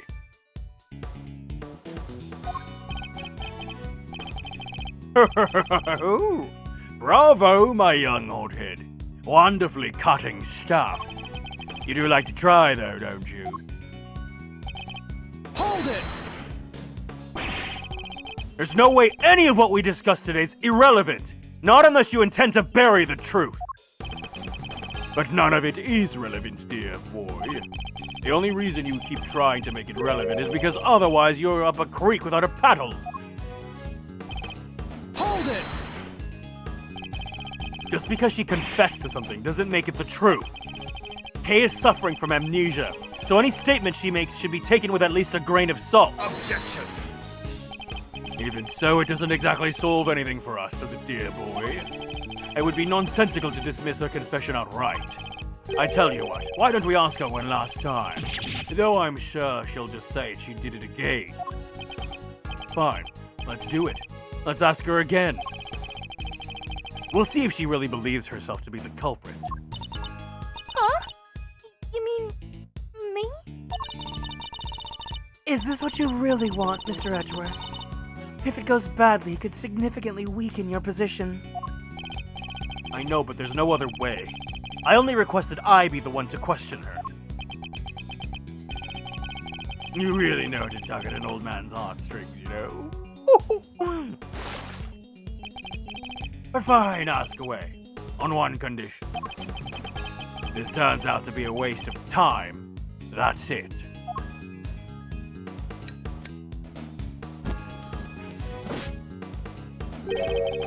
We'll call the proceedings to an end then and there. Agreed? Call the proceedings to an end? You mean the hearing? Yes, dear boy, that's right. Perhaps you aren't a complete muddlehead after all. Now, just so we're clear, if we ask again, and all that happens is the girl confirms her guilt. She's officially declared guilty on the spot. Yes, that sounds like a great plan if I do say so myself. That's it? You just declare her guilty just like that? That's the gist of it, yes. It's a big risk, but he's going to find a way to condemn her either way if we don't do something. Kay! Yes? I know it's a lot to ask, but I need you to think.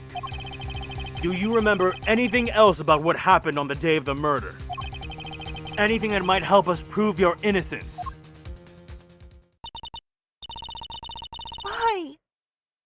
Why are you still fighting it, Mr. Edgeworth? It's no use. I can't be of help to you.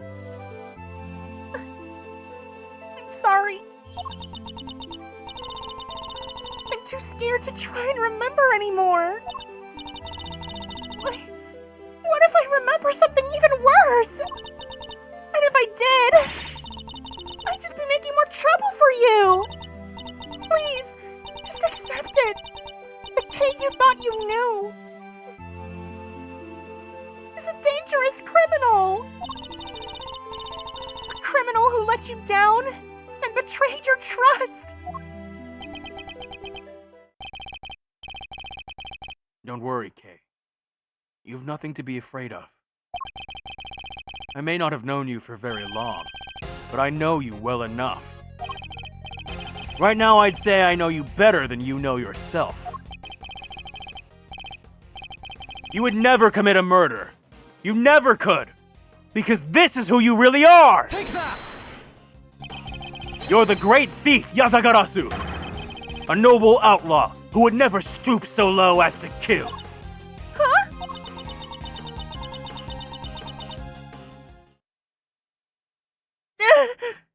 I can't do it. I'm sorry. Because all I can see is the one memory that's returned. I have to face it. Hold it! No! The only evidence of your guilt is the confession they forced out of you. As I said earlier, you have to believe that you're better than that. Or are you saying you don't believe a word of what I've been telling you? No, it's not that. You're trying so hard to help me. And you're risking so much for me. It's too much. You have to stop. I'm begging you. Ah, so that's what's going on. I thought it was strange, but now I see. The reason you're allowing yourself to be railroaded into accepting your own fate is because of me, isn't it? Which is exactly what the K I know would have done. You're a good person, Mr. Edgeworth. Sorry to burst your bubble, but I'm not. And I don't plan on becoming one anytime soon. Because despite all your wishes to the contrary, I'm still trying to help you. So you see, I've merely been servicing my own ego, regardless of what I put you through. Now let's try this again. See the good in yourself, Kay. Remember the noble thief that you really are. That memory of you committing the murder, you need to question it with all that you have. That's all I ask. So please, do it for me.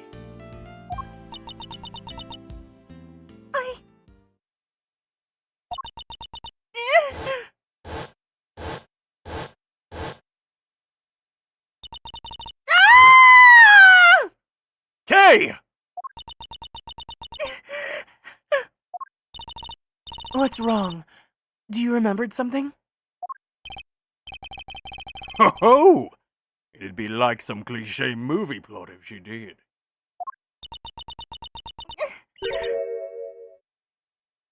Cow!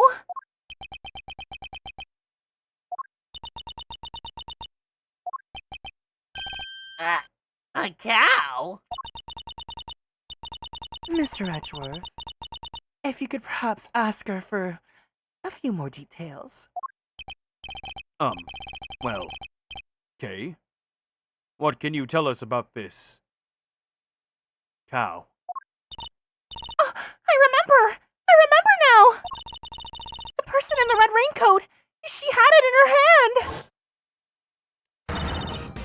A stuffed cow! I can see it so clearly now! Are you sure, Miss Faraday? Are you absolutely certain? Yes, I'm sure! Then this court acknowledges the defendant's latest statements as new testimony. Objection. Have you lost your mind, Verity? We can't accept testimony like this. With all due respect, Mr. Chairman, information pertaining to the victim and her possessions is New and highly relevant evidence. Objection. Need I remind you of the addled state of her memory? No, this simply won't do. adult.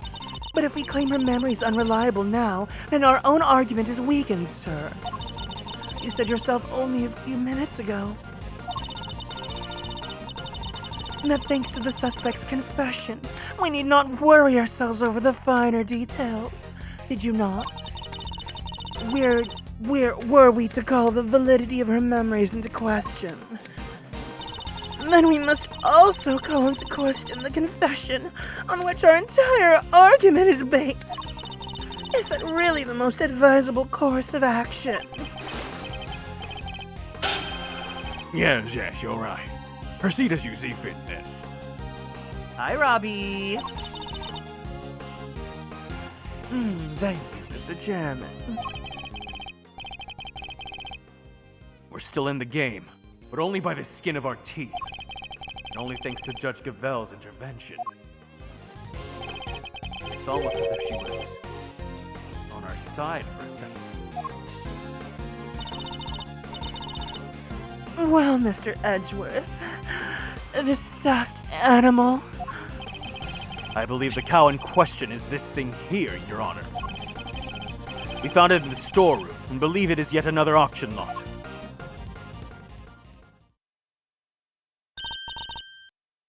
Wait, that's... Huh? Do you know something, Gavel? No, it's just... not what I imagined. I suppose it is a rather odd thing for the victim to have been carrying. I should look over it carefully.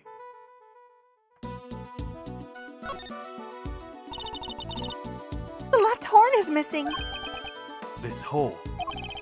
Looks like that's where the horn would have gone. But that doesn't look like stuffing in there. So what is it? Let's take a look at the rest of this toy and see what else we can find.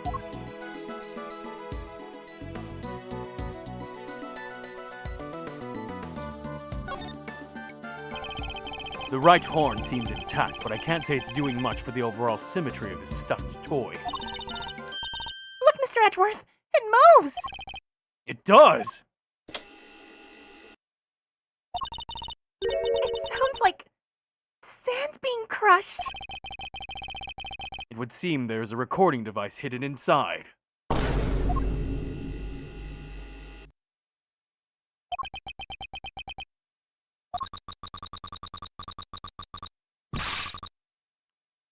I knew it was you the moment I laid eyes on you. You can't hide that burn from me. Nothing to say for yourself. I've waited so long for this day. And now, I'll finally have my revenge.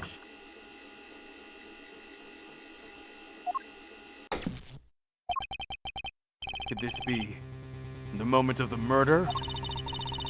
Someone made a recording of it.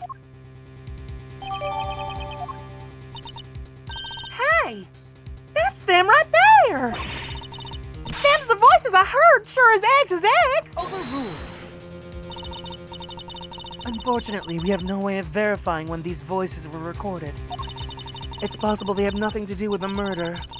If only there were some accompanying video footage. You got bugs in your ears or something, lady? I done told you, them's the voices I heard! And we already know the victim was holding that thing, right? So it's gotta be from when she got gone. Yes, it is a possibility, but a weak one without more than your word to back it up. We need something more, something credible. We need. Yet again, she seems to be stepping in help. Judge Cavell, I think we all know the voices are from the moment of the murder. Consider for a moment that the words we heard one of the speakers say. I knew it was you from the moment I laid eyes on you. You can't hide that burn from me. I believe we have something that could explain what those words are referring to and how it's all related.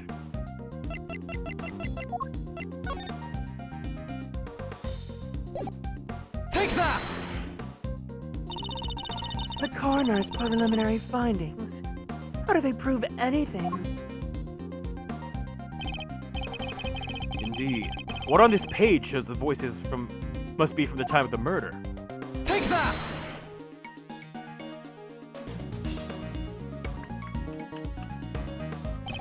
Think again on the words we heard. This part in particular sticks out in my mind. You can't hide that burn from me. The victim had a prominent burn mark on the back of her right hand. And what of it? According to Kay's testimony, the victim was carrying the stuffed cow toy. And a burn mark, an identifying mark unique to the victim, was mentioned on the recording it captured. Ha! It's just a coincidence. Stuff like that happens all the time, right? I'm not so sure that it does. Especially not in this case.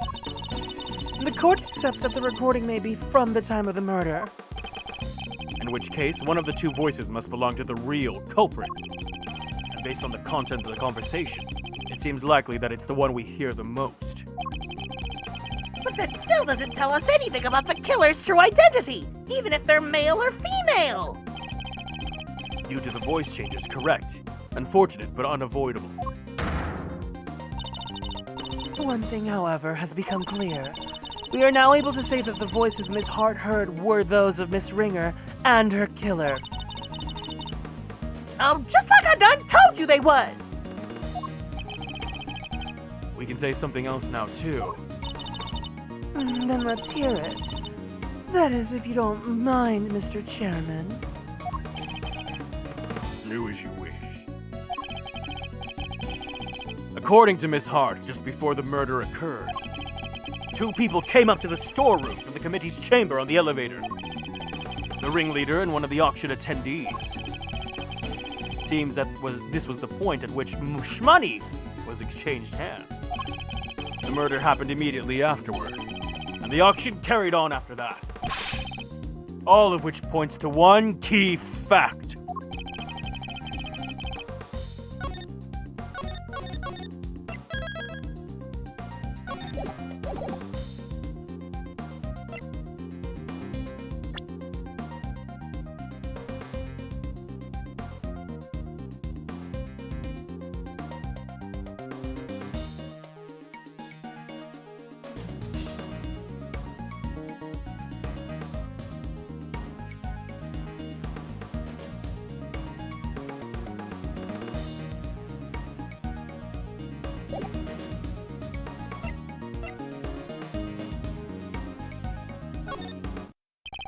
Since the ringleader was the auction's sole auctioneer, then it follows that they cannot be the victim. Hey, Gavel! Shh, not right now, Eustace. Oh, there's a good boy. And if they weren't the victim, then they can only have been the killer! No, the killer! Overruled! A compelling argument, but hardly conclusive. I'm fully aware of that, Your Honor. I was merely warming up for the main event. There were certain traces left on the scene that seemed to suggest the ringleader was, in fact, Oh, the killer! Then please hurry up and show us! Oh fuck, Flark, Flark, Flark!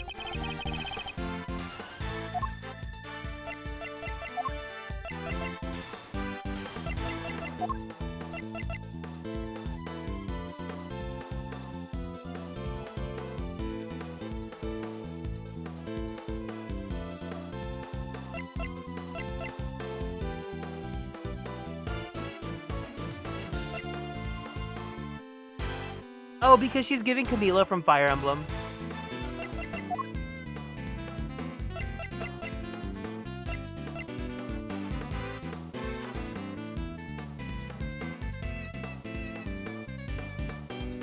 Take that! the killer deliberately left a large pool of blood at the foot of the Goddess of Justice statue. Hi, Amaran. It was due to that blood that we originally thought the murder had happened in this chamber. But it was simply a ruse designed to cover up the blood that had dripped down from the storeroom! In order to conceal the existence of the underground auction, correct? Correct. If the culprit had nothing to do with the auction, they would have had no reason to cover up that blood. Which further supports the theory that the ringleader and the killer were one and the same! And as to the identity of the ringleader, do you have anyone you'd like to name? Hold on, let me save my game.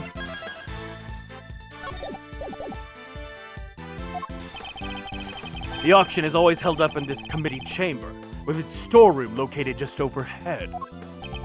So at the very least, we know how the murderous ringleader has some connection to the committee! Yes. You suspect me, correct?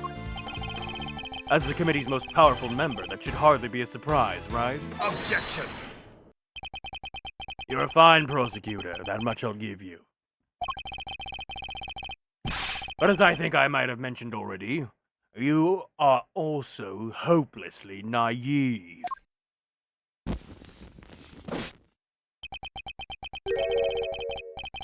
You've got nothing, dear boy, have you? No evidence whatsoever. Unless you've got something to share, after all. Do we have any evidence to show that Chairman Wiener is the murderer? No, you don't, but okay.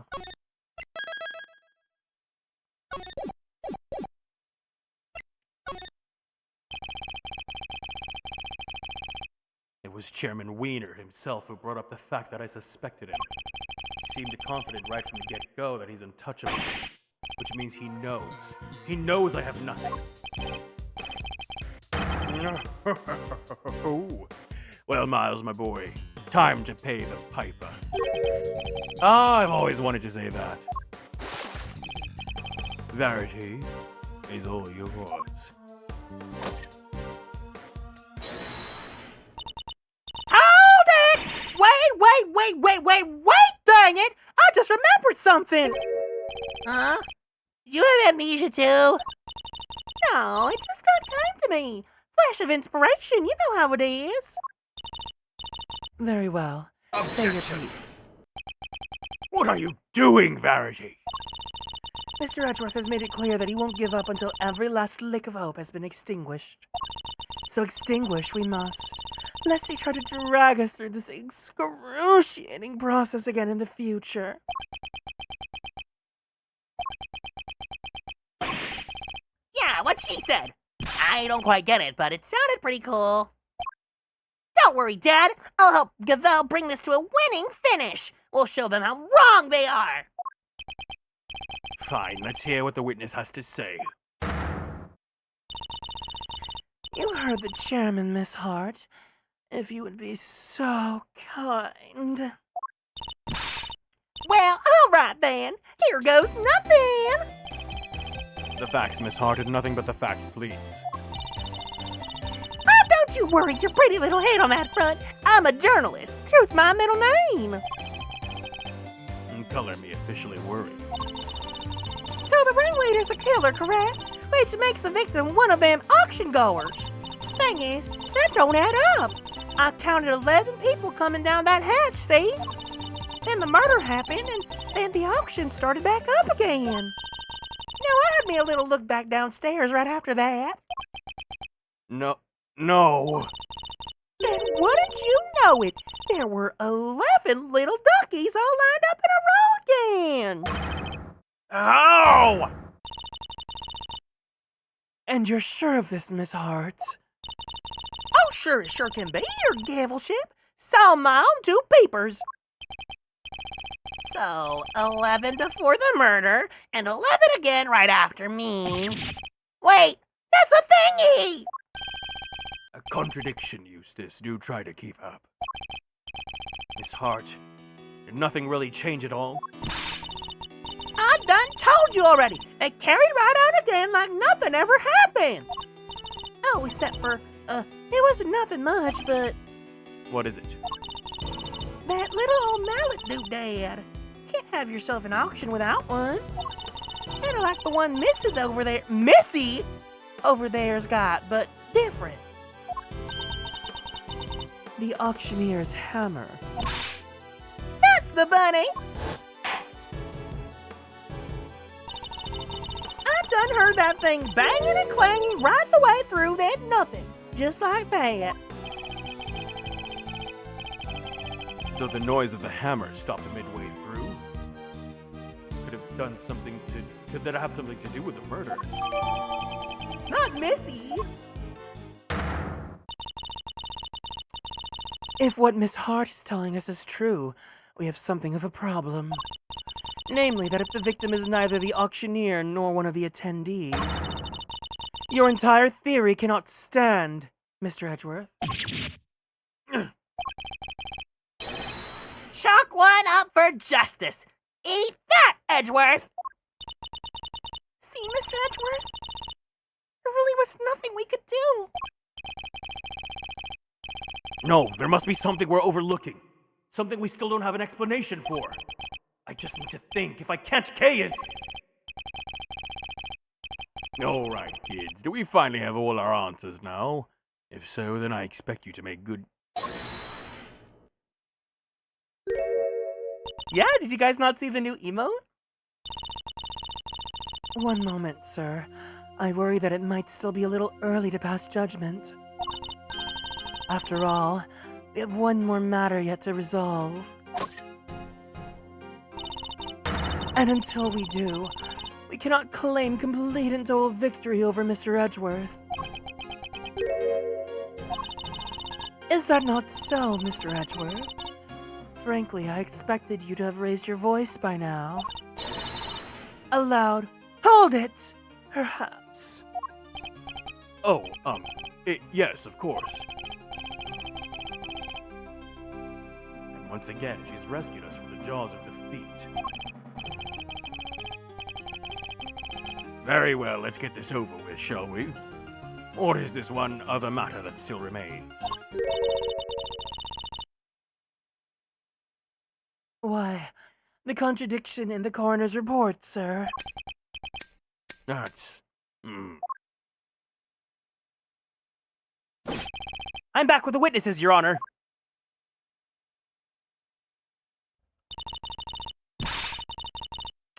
What's this all about? Why did you call us back down here? Did somebody suddenly fall ill? I have a compress ready and shoot. Oh, yeah. This better be good. Did somebody else drop dead? Well, they might soon wish they had! Remind me for tonight's drawing stream, I bought Emote Lab, so maybe we can mess with Emote Lab for a little bit before we go into the actual drawing section.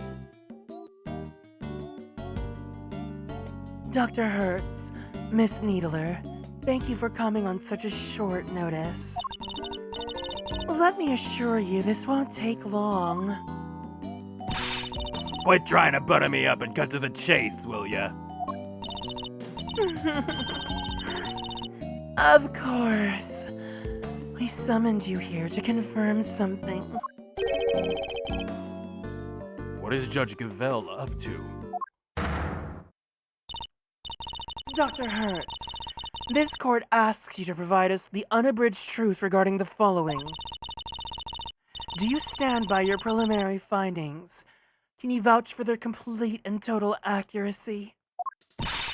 Grandma doesn't make mistakes, ever! That's strange. Huh? What do you mean? In the course of this trial, an error was indeed found in her report. And so I ask again for the truth, Dr. Hertz. Did you alter, tamper with, or in any way falsify your findings? That's awful! How could you even say that? What are you asking me for? Why the heck would I want to do that? To help the true culprit, of course. As if I know anything about all that. I just don't know if I just know I didn't do anything of the sort. Then that seems doubly strange. What other explanation could be there for the discrepancy in your report? Mr. Edgeworth, I wonder if you might have any thoughts about the matter. It's not like you to be so coy, I must say. Why does she keep taking charge and helping me? I still don't know what she's trying to do, but I'll happily take what I can get. If everything was recorded accurately and then handed off to Mr. Wiener according to the protocol, then the report shouldn't contain any mistakes. Wait! For the record, I didn't do anything to the report! I guess we'll see, won't we? Dr. Hertz, perhaps you could begin with your side of the story. Why do we even need to? This is pointless! I'll be the judge of what's pointless, thank you very much. We have patients waiting back at the hospital! But Grandma, we really don't have time for this! Won't you please help us? I can't stress how important this is. Grandma says she'll testify. But could you please make it quick? If we're not back soon, people will suffer! And yet you had no qualms about taking your time and buying cotton candy the last time we saw you. We'll let you go as soon as we can, I promise. Assuming you tell us the truth, that is.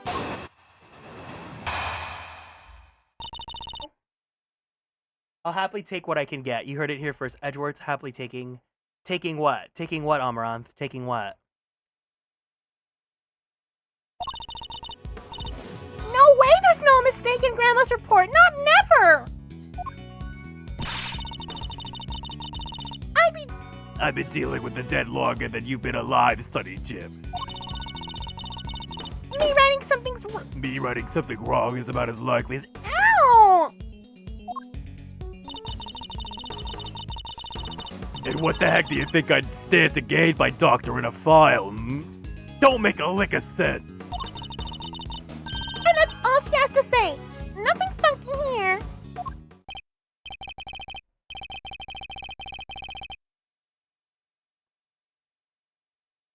See, just as I thought, there's no chance the good doctor doctored the findings. And you swear by the holy goddess that this testimony's true?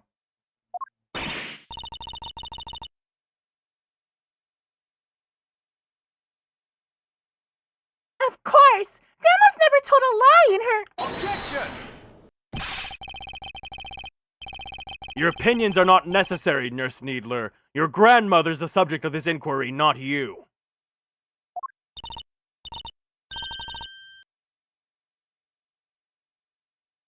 Not necessary? That's not fair! I'm the only ally our poor Grandma has! Hi, Ginger. Welcome back. Go ahead and shout objection left and right, but you best be prepared, Mr. Prosecutor. Or should I say, ex-prosecutor.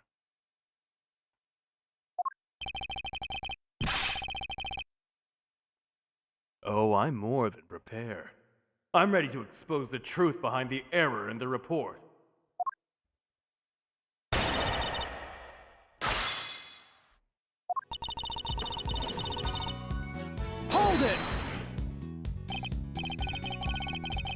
Never. You're saying that Dr. Hertz is infallible? She has to be. A doctor can't afford to make mistakes. Even a veteran like Grandma would be out of a job if she messed up even once.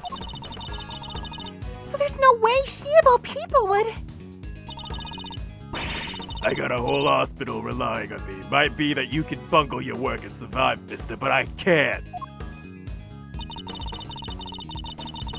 Hold it! And you've really never made a single mistake in all that time? Doctorate's all about experience. The longer you've been at it, the better you get. If only the same were true of prosecuting. Chairman Wiener would be the best in the business. But I think we can all agree that's not the case. Oh, you really are a devil, Miles. But you're also quite wrong. I've never once made a mistake either. After all, I've had people to do that for me. I'm too busy for foul-ups, and luckily for me, I don't have to make them. Isn't having people just grand?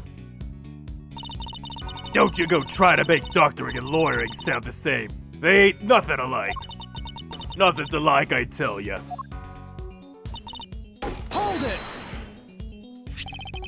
The victim appears to have put on this raincoat after sustaining the head injury. And yet there was not a single drop of her blood in the chest area of the raincoat. Therefore, she must have been hit in the head before she was stabbed in the chest, making it pre-mortem. Oh, that's... No!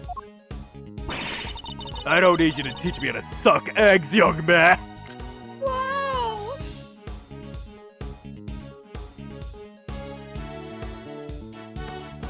I don't need you to teach me how to suck eggs, young man. My date report already says what you just said, don't it? Objection! Your report states that the head injury appears to have sustained post-mortem. Which is the exact opposite of what I just said! Oh, sure. I diligently dictated the report to Florence here. She wrote it all down just like I said it. If something happened to it after that, it has nothing to do with me. You dictated it. If you could please tell me more. Hold it! Just so we're on the same page, what were your conclusions regarding the body T? Well, like I said... Ow! Sorry, it was, Death from a good hard knock to the noggin. And can you say for certain when that knock happened, Dr. Hertz? Pre-mortem, of course. Chest wound happened after the poor girl died. I told Florence that and she wrote it right down. That's what it says in my dang report. That may be what you told her, but I think we're finally getting to the truth.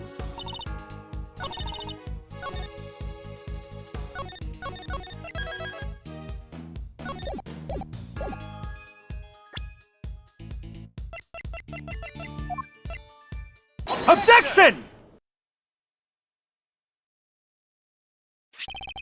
Dr. Hertz, I'd like you to take a look at the report for yourself. Oh, I'll read it. No! This ain't what I said! This ain't what I said at all! What? What do you mean exactly?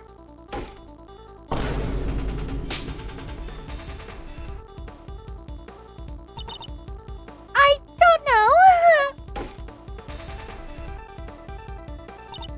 But I can't say that.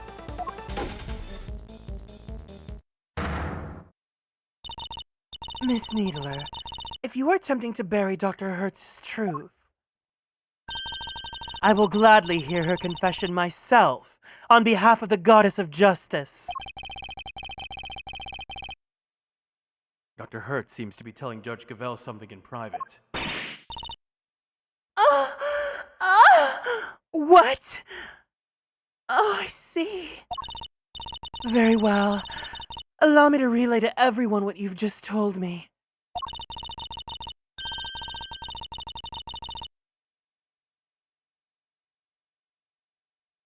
Ain't no doubt. I can't do a sexy voice with the. Ain't no doubt about what I said. I dictated my findings to Florence just like I told you I did. The fuddle-headed young thing must have wrote it down wrong or something. Gavel, I don't think those sounds are allowed in court. Wait, how do you do it sexy? Ain't no thing about what I said. I dictated my findings to Florence just like I told you I did. The fuddle-headed young thing must have wrote it down. Is that sexy? Are you turned on? Does that turn you on?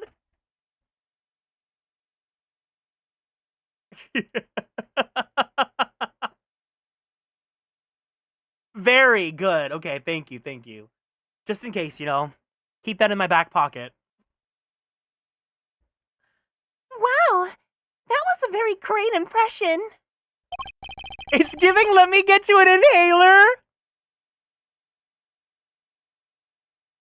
Yes, but was it really necessary? So in summary, there's an error in the report. And it was all because of you, Nurse Needler!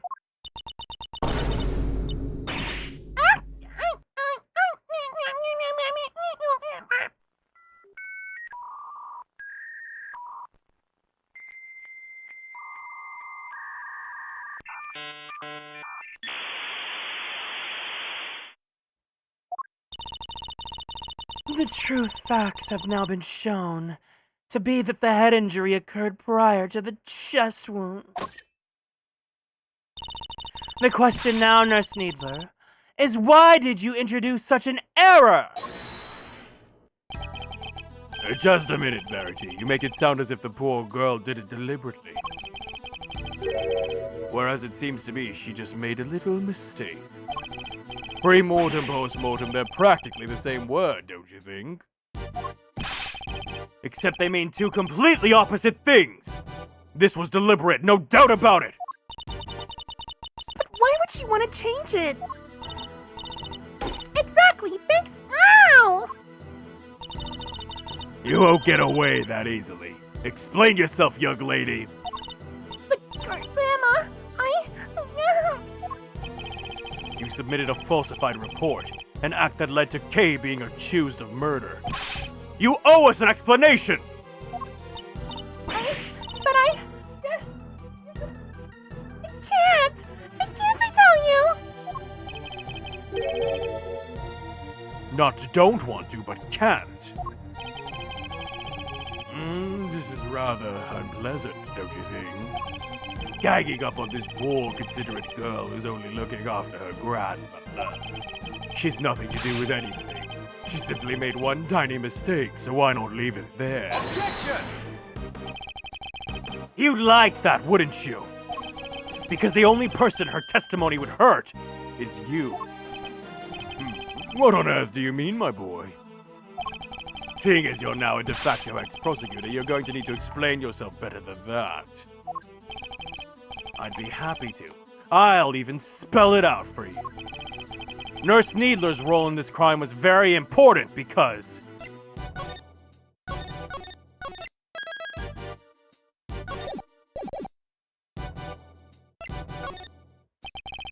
Nurse Needler doctored the report in order to cover for her accomplice. Out!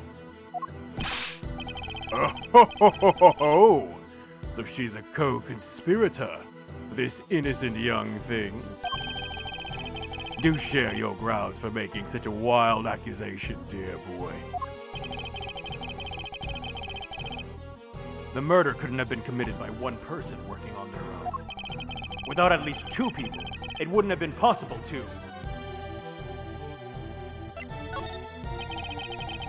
If the auctioneer was the murderer, and the victim was one of the attendees, the fact that a witness testified to there being 11 attendees even after the murder doesn't make sense.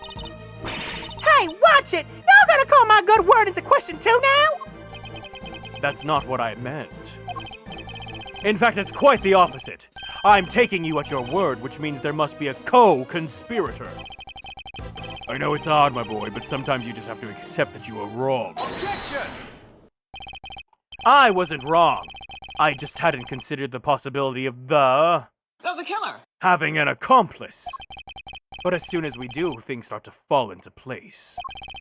If The killer. accomplice returned to the auction room in place of the victim, then there would have indeed been 11 attendees both before and after the murder. Well, well. So that's your thinking, isn't it? Certainly an intriguing theory. But surely the imposter would have been spotted right away. I don't imagine that Nurse Needler looks strikingly different from the victim in build and stature. Without the help of a mask, she should very easily have replaced Miss Ringer without anybody noticing. Well, Nurse Needler, is that what happened? Did you take the victim's place at the auction? I wouldn't do something like... Now tell us, the ringleader. Who were they? I can't tell you. I just can't. It hurt Grandma, too. But Grandma... Don't you worry about me. I can take it. You just tell me everything, child. But...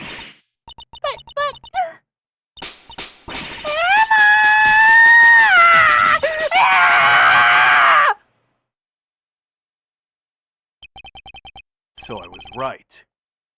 She was an accomplice. Miss Needler, why?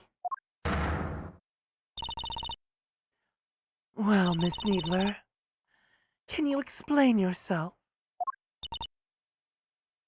Yes. Huh? Oh, thank you, Grandma, but I'm all right now. I confess it. I changed places with Miss Ringer. So you admit that you were working with the ringleader? Yeah, I was helping them. I don't know how, but they found out Miss Ringer was going to attack them. The culprit was going to be attacked by the victim.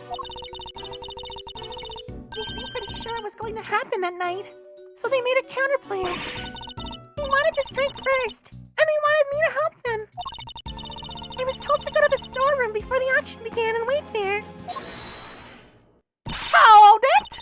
Now hold on right there, Missy. I didn't see nothing, and my eyes don't lie. If you'd have been there from before the auction, I would have bumped right into you. I was there the whole way through, and you weren't there for a bit of it. But I'm not lying. Well, that's easy for you to say, but you were lying about altering the report only a few minutes ago. Objection! I think we're all well aware of the number of potential hiding places in that storeroom. Are we? What exactly are you trying to say to our friend the nurse was hiding, hmm?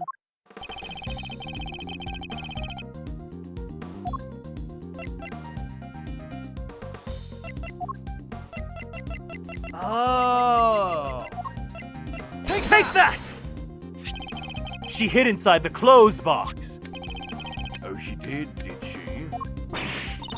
Huh. Well, it was there the whole time, even before I moseyed on in. But like I done told y'all, it had them chains around it. Wanted to hide in there myself, really, but it was locked up tight, so I had to go elsewhere. I imagine that's because Nurse Needler was already lying in there by the time you arrived. That's right.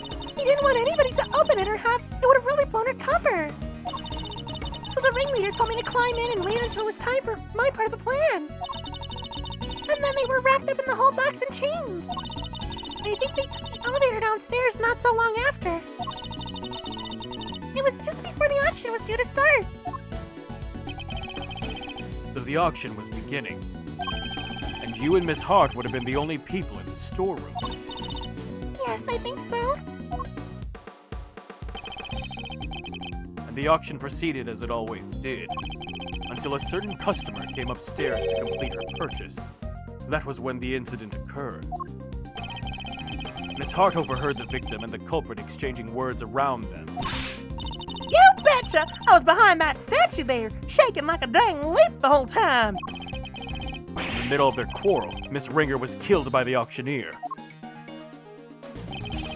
I imagine that the auctioneer then carried Miss Ringer's body tea over to the clothes box, from which Nurse Needler emerged and swapped places with the victim. After placing Miss Ringer's body tea inside the box, Nurse Needler's role was now to pretend to be Miss Ringer. The two of them returned to the room below as if nothing had happened. Does that about sum up what happened in the storeroom, Miss Nurse Needler? Yes, in fact, that's exactly what happened. Hold it! So you just waltzed right back on in like nobody noticed? This is two completely different people we were talking about. You're telling me not a one of the other folks down there at the auction caught it on? Why would they? The other auction goers had no reason to notice the difference when Nurse Needler entered because...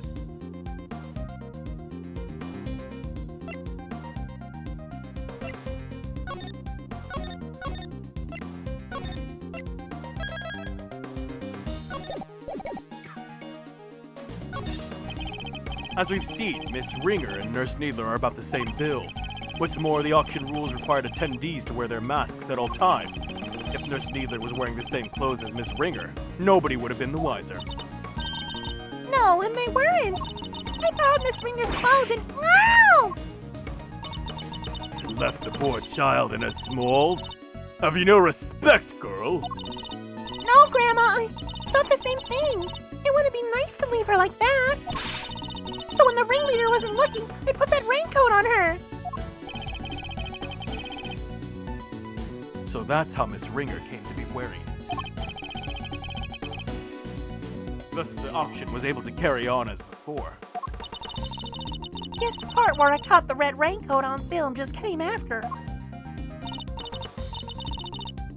Yeah, it must be. Then it all makes sense.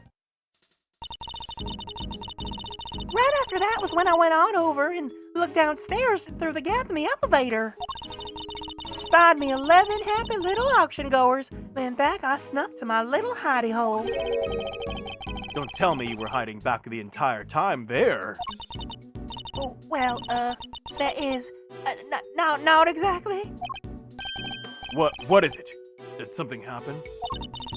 So maybe I might have ought to mention this before, but I fell asleep for a few weeks after that. Well, passed out unconscious, you might say. What? Why? What happened? Oh, nothing much.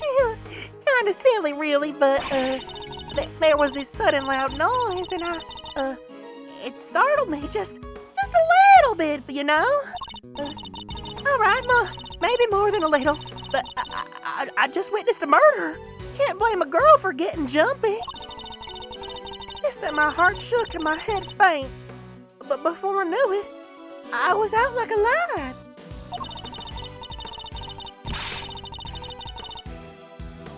By the time I came to, it was the next dang day, and there y'all were clanging down that ladder. I see. So you were startled by a loud noise and fell unconscious. I suppose that means you don't know what happened after that. Not per se, but, well, after the auction was over, all the masks were back on the rack. So I reckon the guests done finished up and filed out one by one like they were supposed to.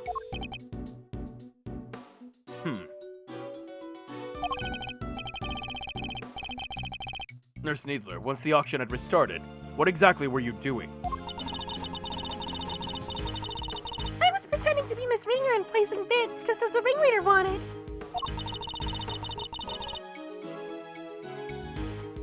I had to win the... I had to win the clothes box as I'd been instructed. It had a dead body inside after all. Imagine if somebody else had won it. We would have been in real trouble then. So you had no idea that the victim had vacated the box in the meantime? Not until we came back up so I could pay for it. And that was when we noticed. The ringleader told me to go look for her right away. Except they found some other girl collapsed at the foot of the ladder instead. Kay. Yes, she must have fallen from up on the roof and had been knocked unconscious. Guess the victim must have left that hatch wide open then, huh? That would explain it. Kay would have been so shocked by seeing Miss Ringer fall motionless right in front of her that she wouldn't have seen the open hatch and fallen right through it. That explains the noise that caused you to faint as well, Miss Hart. It was the sound of Kay's crash landing onto the storeroom floor. Yeah, I suppose. Can't believe something like that done knocked me out for so long, though. So in summary, by the time Miss Needler found Kay, you were already sound asleep by the statue. I think we got a good grasp on what's occurred up until this point. Nurse Needler, if you want to continue.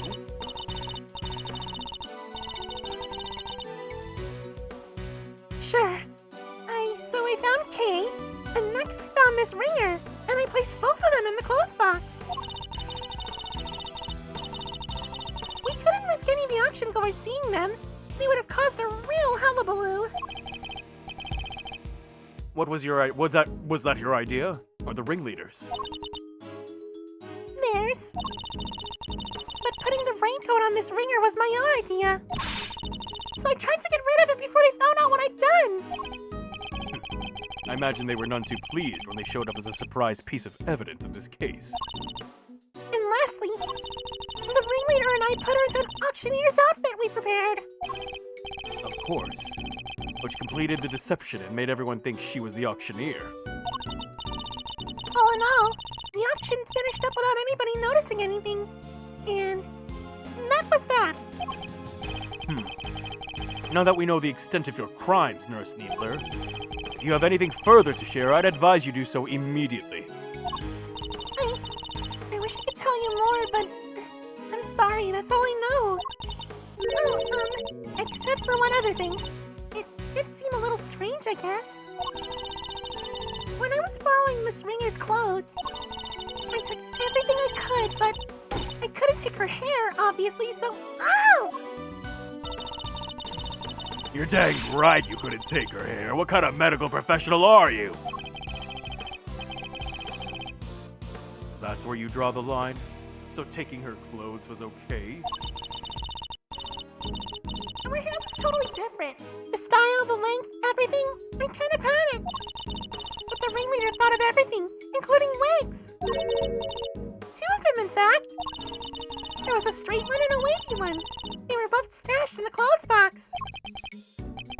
2 wigs? But why? Right? I wondered that too. I thought maybe they were worried she might have changed up her style. Anyway, I took the straight one. That was the one that matched her hair today. Leaving a wavy wig in the box. And that's everything you know? There's nothing else you're forgetting? No. Huh?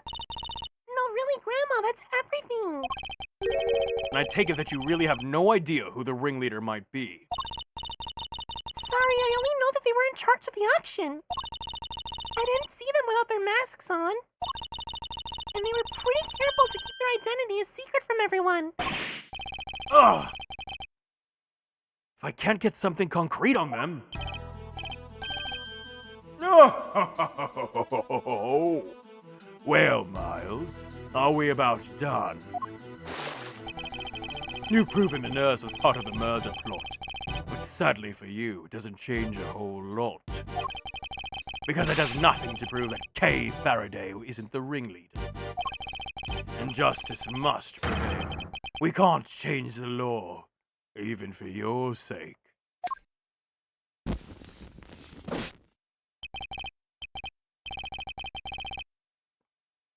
Is this it? Am I not going to be able to save Kay? Objection!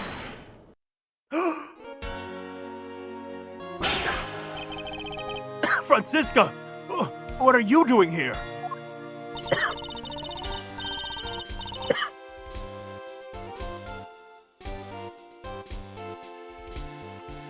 told you before, Miles Edgeworth, where the case leads, I follow.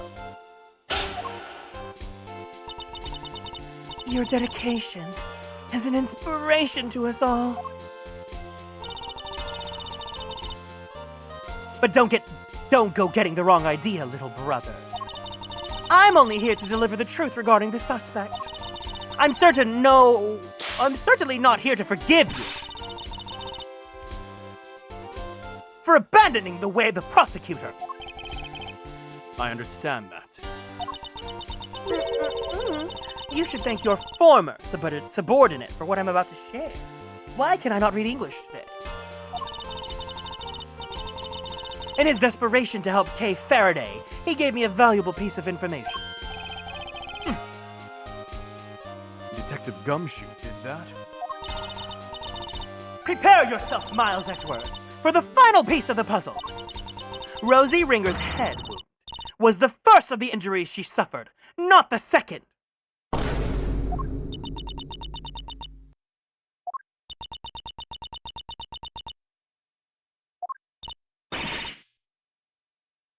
Well?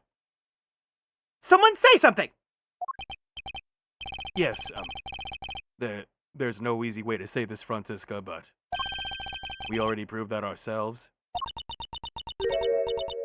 You! What? Yes, just a few minutes. Go! Ah! Well, why didn't you say so sooner? You didn't exactly give us a chance. And, I suppose you know about the murder weapon, too. No, not yet. Good. Then listen up. The victim was struck on the head with a blunt object bearing a circular surface. And the wounds to the chest were actually inflicted post-mortem. A circular surface. Objection. Well, this is awkward. And you're certain of that, I assume? Your sources are above board? Two trusted medical professionals reached the same conclusion independently. You couldn't ask for more. Objection. That's certainly good to know. Unfortunately, you're overstepping the bounds. Of what? I'm the prosecutor in charge of Interpol's investigation into the underground auction. And this murder occurred during that auction. It would be negligent of me not to pursue leads pertaining to the related parties. Especially the victim. My. You've become quite the force to be reckoned with, haven't you, my dear?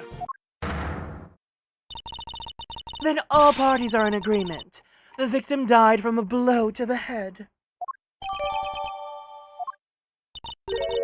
Sadly, the murder weapon itself is yet to be identified. Based on the shape, I might have an idea or two.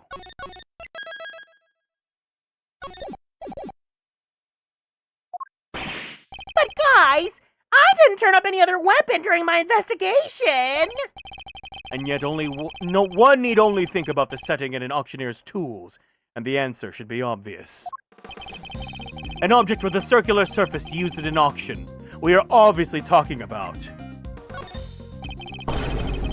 What would an auctioneer have readily at hand?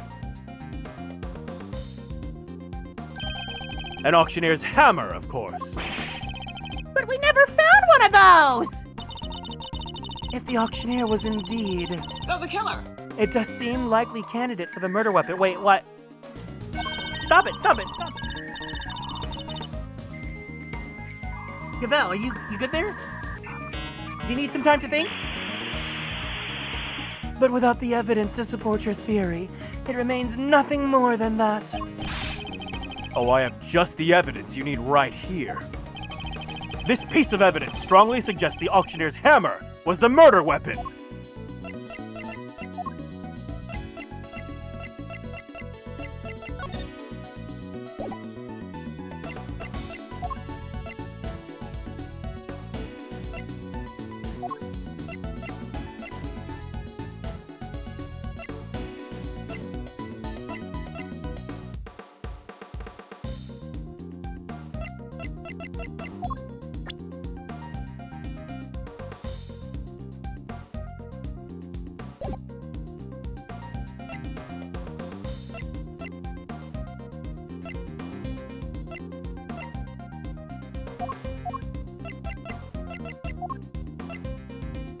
Take that! Oh, fuck!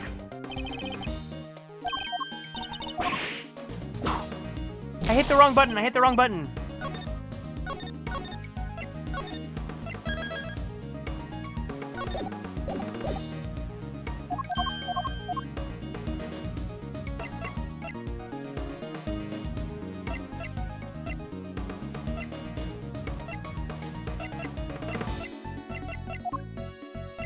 Take that!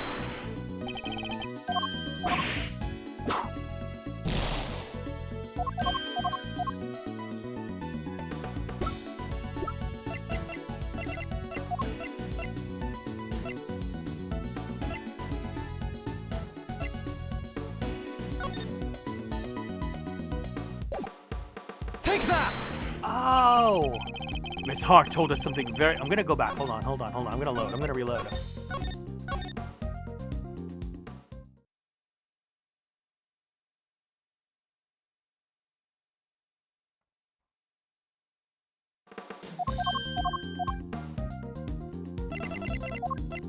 Take that! Miss Hart told us something very important about the auction after the murder occurred. She said that the very prominent sound of the auctioneer's hammer could no longer be heard. Now, why would that be? I'll tell you why. Because it had just been used in a murder, and that was covered in the victim's blood. It would need to be disposed of. Isn't that right? Chairman Wiener! I'll have our people look into this right away. You really are like a dog with a bone, aren't you, dear boy?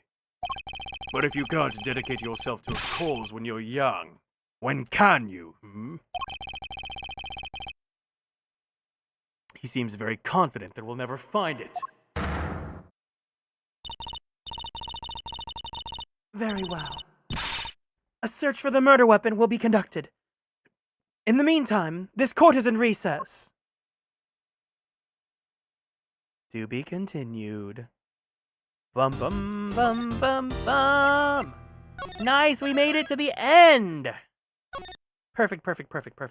Okay, so I think we should be able to finish this case by the next stream, which is great.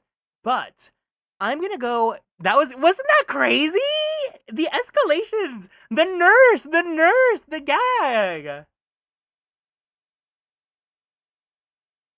So, I'm gonna go check something really fast. I'm gonna see if I need to do something midday. If not, I'm actually kind of in the mood to play some Final Fantasy 14, so I might switch over to 14. That was Gaggy.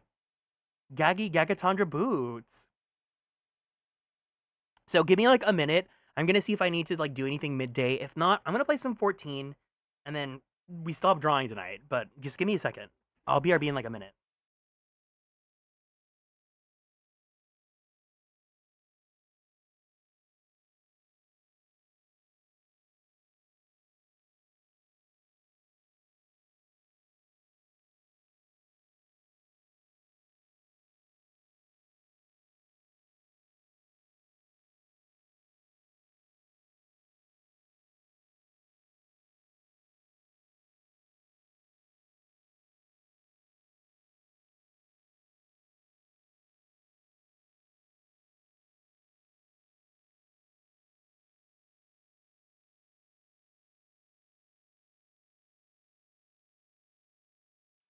All right, cool. Yeah, so I can stick around. So what I'm gonna do then, I'm gonna go ahead and do I want to do a separate VOD?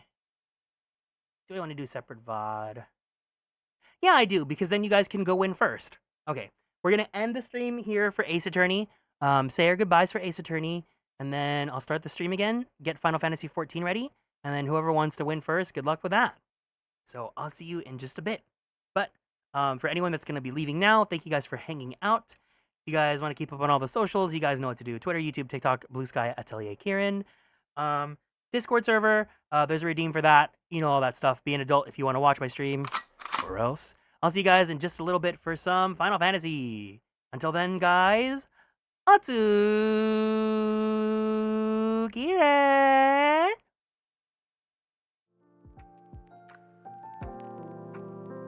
Bye-bye! Bye-bye.